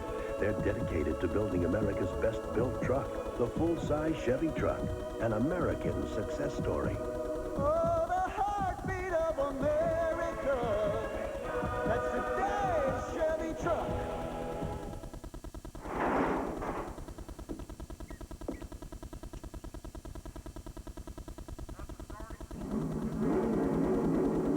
This fantasy is brought to you by Unocal. Since 1951, we've fueled more NASCAR winners than all other gasolines combined. And we put that same high performance and winning spirit into gasolines for your car. And that was a fine piece of driving. All but nothing. What's that, Murph? Nothing, nothing yet. There's nothing.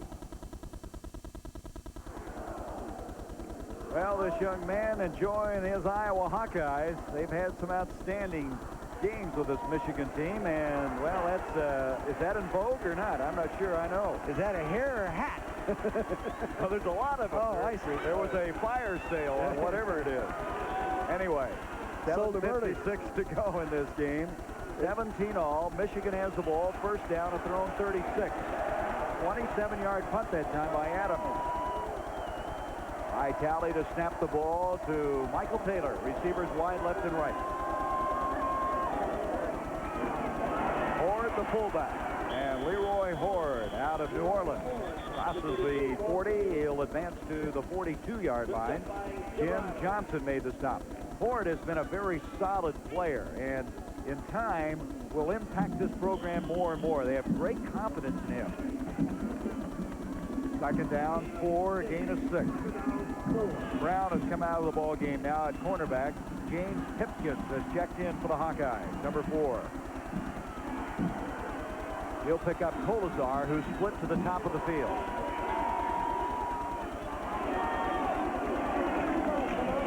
Taylor to Bowles, taking that little slice of daylight, crosses the 45 to the 47. Dave Haight made the stop.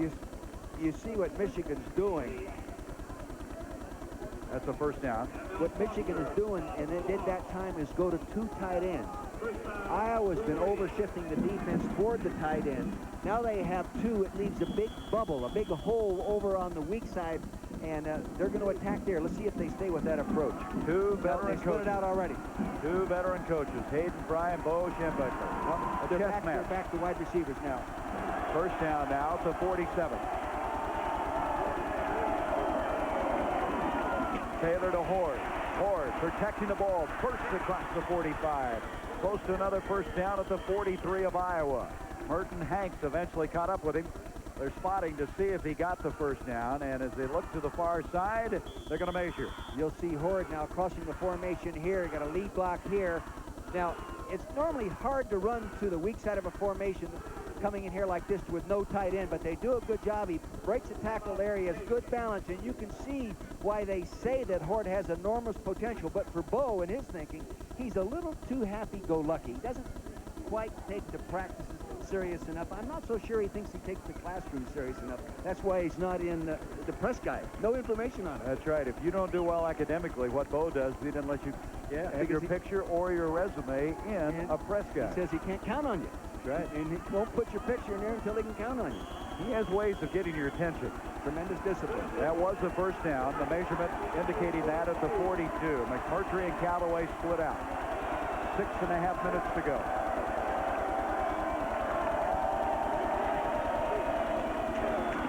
Bowles again. Bowles for a yard, and that's all.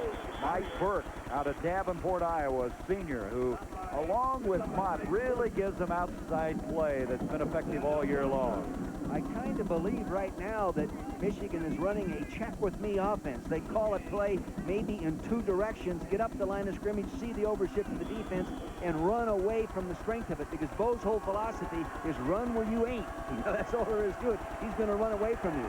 Just in case, number 19 warming up. From the 42, no gain on that last play. Second down, 10. Horde again, and Horde inside the 40 to the 38. Burke on the stop. So it's a third down coming up. Jeff Keppel made the stop. Take this opportunity to remind you that near the conclusion of this game, we'll be participating in an 18-year tradition, selecting a Chevrolet Most Valuable Player of the Game from each of the teams. And Chevrolet will donate a $1,000 scholarship in each player's name to each school to further assist qualified students in the pursuit of excellence in all chosen fields. We've got some outstanding candidates for that award today. Good choices.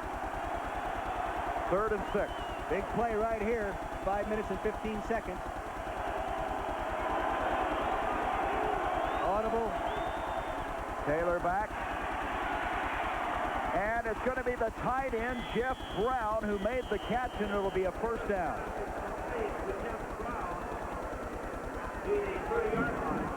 Don't throw that much to him. That's only his 7th catch of the season, but it's a big one. Here he is coming off the line of scrimmage. Here he is down here now. He's going to straight drop back pass, good cut protection. He's going to come down and work back into the inside. It's a slot formation up to the top. Here he is coming back now. They're working to the inside. He sticks the linebacker there. Good setup, good technique by the quarterback, Taylor. First down. He has been a starter 3 years for Michigan. He's a hand to Horde, and that is snuffed out in a hurry. Burke is there. Riley is there. Riley makes that play. Yep. Loss on the play of a couple of yards. 2nd down, 12. Riley, you remember, came out of the game earlier with an injury, but you knew he wouldn't be out of there very long. He's one of those guys they label an overachiever. Yep. But you know, that I think that's a heck of a compliment. Well, you made a comment about overachievers, their attitudes, the walk-ons. The guys with the superior attitudes are always achievers, not necessarily. SC beat Washington, 28-27. Boy, that UCLA-USC showdown is getting closer. 2nd down, 12 now. Taylor falls down. Well, that was the plight of Hartley earlier in the ball game, having trouble backpedaling, and Taylor looked like he and Vitale, the center, may have gotten tangled up. That happens. How many times has it happened to Hartley already? Twice. Now, take a look at the feet right here, and let's see if he doesn't step forward with his right foot. Let's see it. It's right foot. Let's see what? No, it's the left guard. Here it is. It's big. Hosar came over and stepped on him. Well, I'll tell you, how'd you like to have 287-pound step on your right foot? That's right. Husar, and now it's a 3rd and 16. They're going backwards. And now Taylor can't hear. So they will stop it. Now, you know, Taylor really understands it now, doesn't he? He gets under the center and being absolutely sure that he correctly does what he has to do to get the official to stop the clock. Now, Iowa's called a timeout. No, they haven't called a timeout. Well, they pointed towards Iowa. Anyway, we'll be back. We'll sort it out with 3:32 to go in the game. Be 3rd and 16 when we come back. He did call the time. At UPS, we're changing the look of the international delivery business. Because now, UPS delivers to every country in Western Europe, the Pacific Rim, Down Under, and Canada. And because we're so efficient, we can deliver your international parcels and documents for fewer francs, yen, or drachmas than other companies charge. An accomplishment we feel deserves a little flag wave. UPS, we run the tightest ship in the shipping business.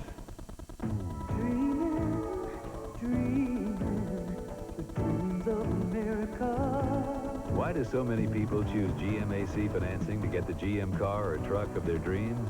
GMAC makes it easy. You do it all right at your GM dealers.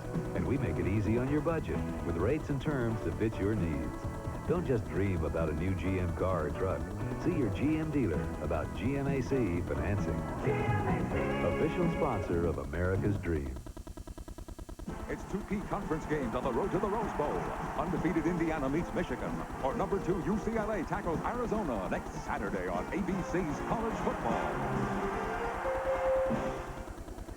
Well, we've had such a controversy concerning the noise, trying to control the crowd. What happens is each time you go under center and you have to warn the defense of the home crowd, it's accumulative. And so as an end result, when Taylor couldn't make the snap again, they automatically assessed Iowa a timeout. Now they have 1 left. Now if they do this again, Iowa then will lose their last timeout, and it could be a 5-yard penalty thereafter. Boy, I tell you, that is a very tough rule to follow, isn't it? Yeah. 3rd and 16. Now the crowd is dead quiet now. That got their attention. Taylor back to throw. Near side. McMurtry back to the ball. Makes the catch at the 20. And he's got a first down. McMurtry made a tough catch and then, with second effort, got the needed yardage for the first down. Now you're going to see McMurtry getting single coverage here. Here he is to the right screen, coming off number one. He pushes deep. All right, Smiley plants and drives, does a real nice job, does everything he has to do, but the ball is thrown right where it has to be thrown. He breaks the tackle, spins around, gets the extra yardage. They needed 16 yards, and he got 17, just because of the effort of McMurtry to get inside the 20. And coming back for the ball. If he hadn't have come back for the ball, he'd have been batted away by Smiley. That was good defense. First down, 19-yard line, Michigan. 3:03 to go in the game. Bowles protects the ball as he gets to the 16-yard line, a gain of 3. It'll bring up second down. That was Burke on the stop.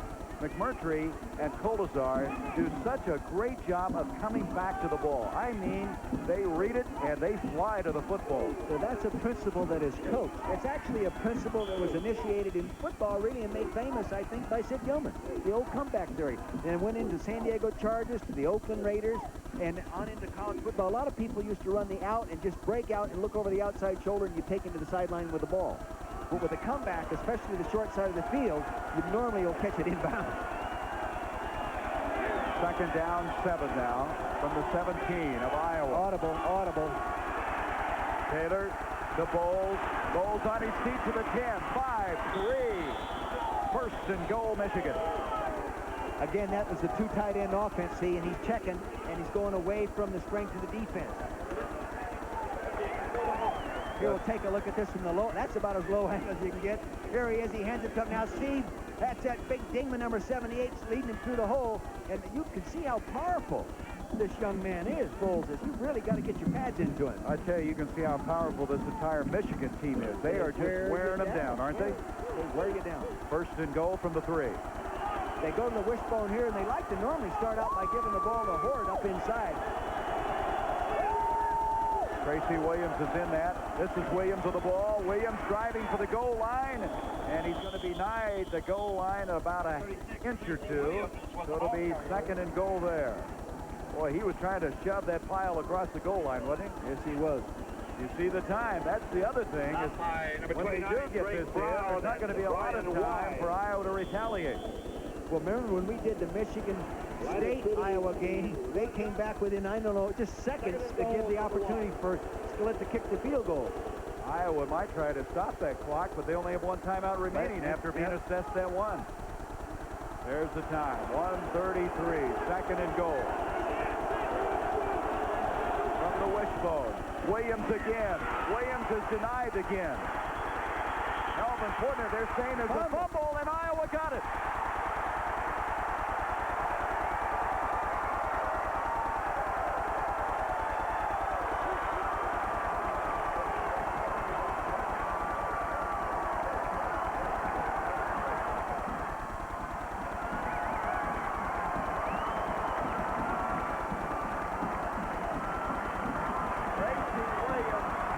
Tried to take it in. The first time just stopped short. This time the ball is jarred loose, and we'll try to sort it out. Here it is now. It's an off-tackle play. Kick out, lead off here, come up off tackle. Follow Jefferson, number 20. Jefferson.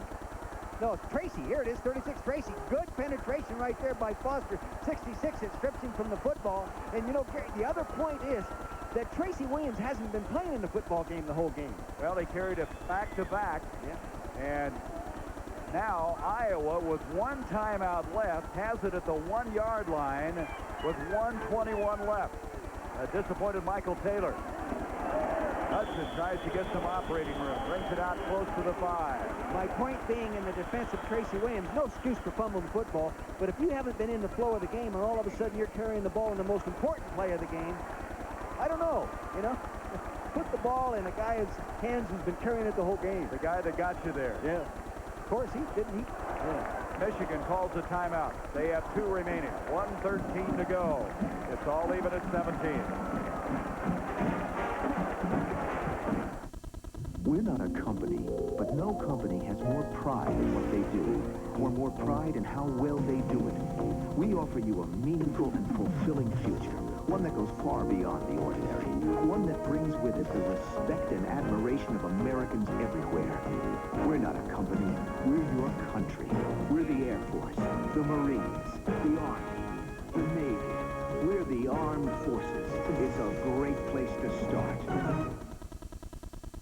There are places in this country where the night can last for up to 6 months. Some guys have all the luck. Shouldn't your night belong to Michelob Light? Fancy perfumey aftershave. It's got to be a quarterback's locker. Real guys who get mud on their uniforms use rugged, honest stuff. Ice Blue Aqua Velva. There's something about today's Aqua Velva, man. So you still think linemen are dumb? Again, taking a look at that, you'll notice the penetration by Foster here. He comes in late. He hits him. He's not expected to get hit from the inside out back in the backfield. Here comes Foster. See him reach. He reaches across the ball, and again, the running back Jefferson is going to leap in the air, and he's throwing his left hand up in the air. He's only got the ball in one hand right down there, and you protect the ball going into that area with your life, not with just one arm. That was Mott that came up with the fumble, but what an effort by Foster. He looked like he was shot out of a gun the way he came across there, and that's what you got to expect is people coming from every direction. Yeah. But you had an interesting thought about Williams carrying the ball. Yeah, I just always believe in those situations, you don't worry about what play you call. You just give the ball to your best football player. Hartley now giving off again to Stewart, and Stewart out to the 6. Now Michigan, they're pointing the other way, but the ball is still in the possession of Iowa. Bobby Abrams is there. The time, you see, 1 minute. Michigan has 2 timeouts left, and now they're going to use another one. So they will have 1 timeout. They stop the clock, 58 seconds. Hartley will come to the near side. 58 seconds left in this 40th meeting. Thus far, it's all even.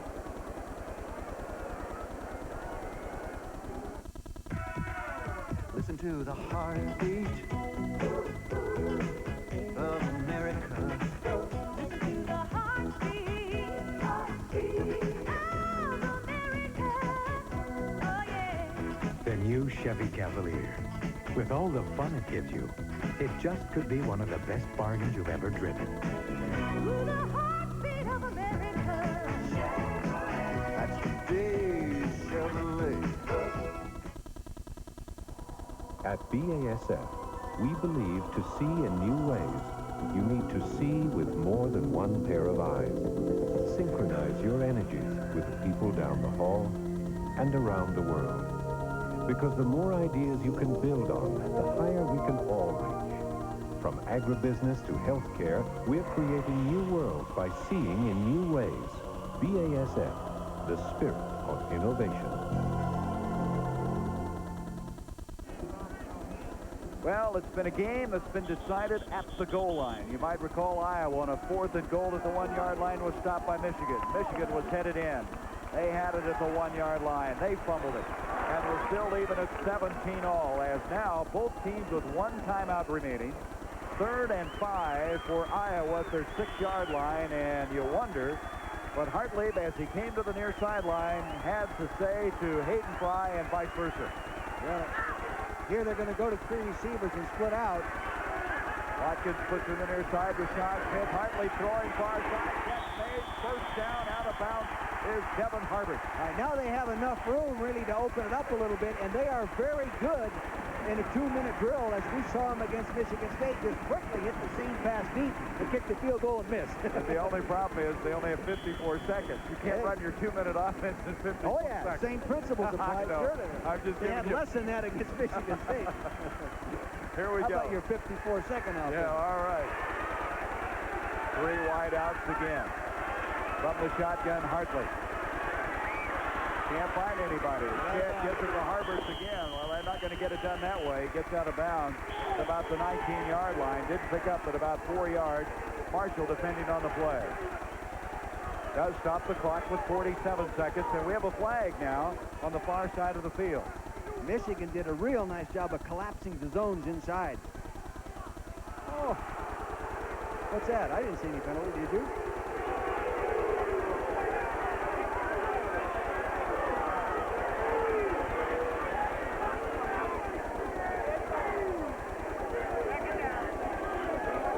What it would have been is about 2nd down. It's a personal foul, but Let's just wait and see.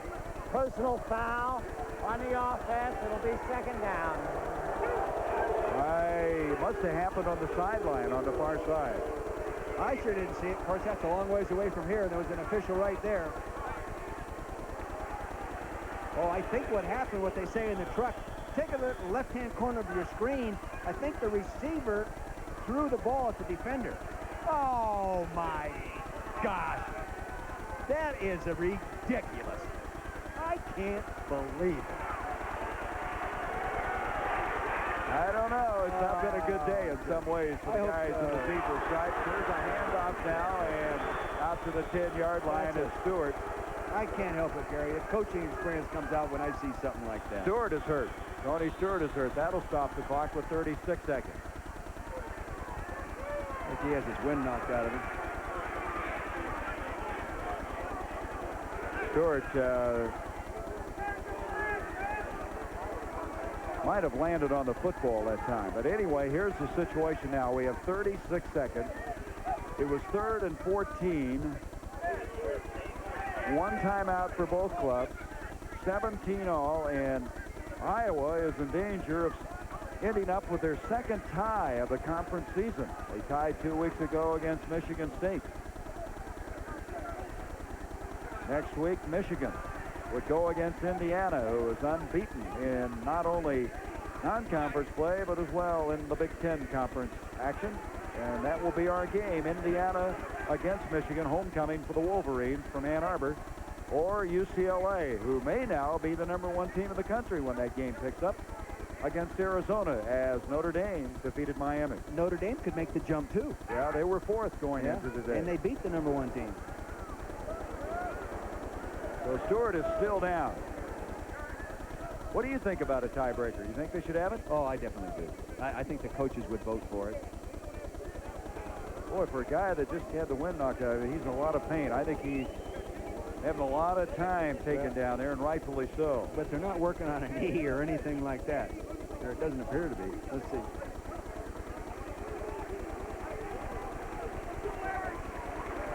Yeah, he's woozy. See, he just got...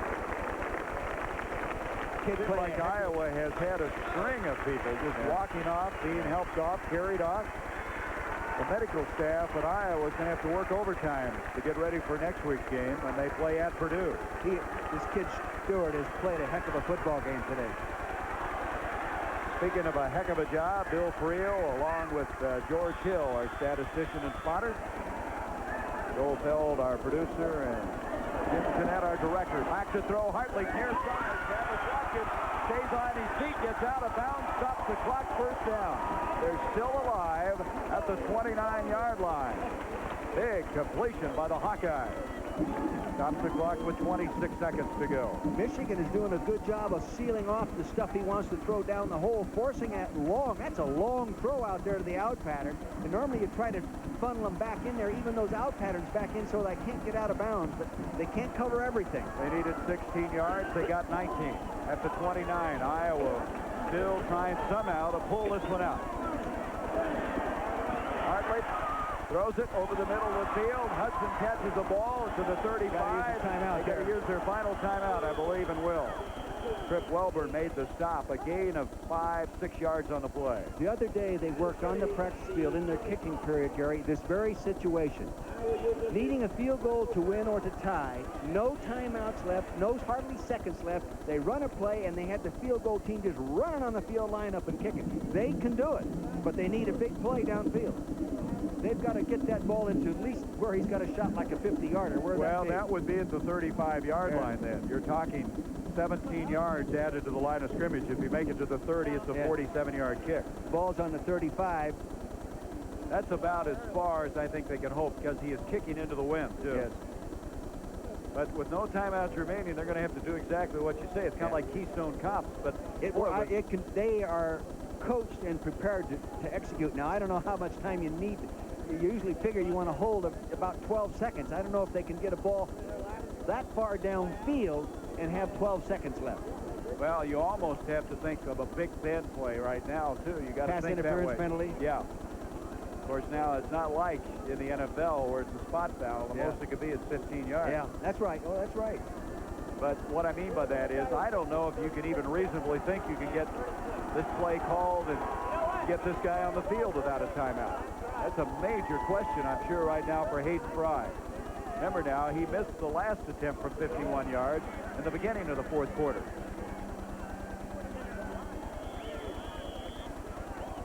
Well, the series had 3 ties before.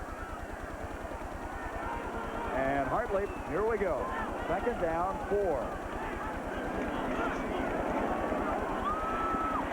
run taken off. He's going to have to get out of bounds. Can he get out of bounds? He does. It's a 46 and stops the clock with 7 seconds. All right, now it's Big Ben. They have no choice. Yep. Boy, if he hadn't gotten out of bounds, though, it was all over. I don't know if they could even gotten the ball snapped in time. It took him 8 seconds. As you take a look at this, he's in the shotgun. Snap, good protection up front. You can see the protection moving over to the left of your screen. There's a hole right up inside. Now he breaks. And no, he's not the scrambling type of guy, but he knows what he has to do. Good presence of mind. He is heading for the sideline. Takes him a little while to get there. But, you know, it just shows you the determination he had there. I mean, he was not going to go down.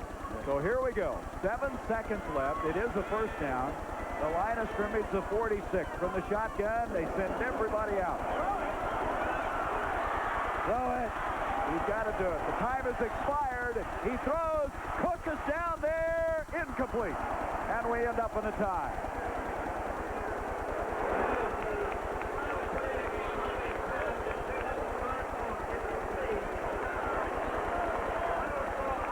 Look at Chuck. He can't believe it wasn't complete. Well, they had a crack at it. That ball was up for grabs. Cook was down there, but he had 2 men around him. Veda Murray was the guy that looked like he got a hand on it.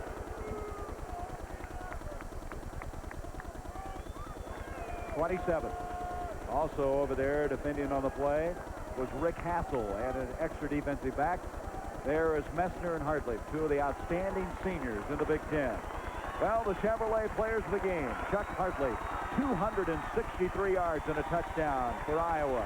And Tony Bowles, 22 carries, 148 yards, our most valuable player from Michigan. A check in the amount of $1,000 will be donated by Chevrolet in their name to each school's general scholarship fund to further assist qualified students to advance their education in all chosen academic fields. Well, it's a frustrating end to a great and gallant battle here in the Big Ten. The final scores, 17-all, Michigan and Iowa. For Dick Vermeil and Becky Dixon, I'm Gary Bender on ABC's NFL Monday Night Football. The 2 top teams in the AFC East clash. The Bills take on the Jets. And then next Saturday, the undefeated Fighting Hoosiers of Indiana battle the Michigan Wolverines. Or the undefeated and second-ranked UCLA Bruins meet the Arizona Wildcats. Be with us next week.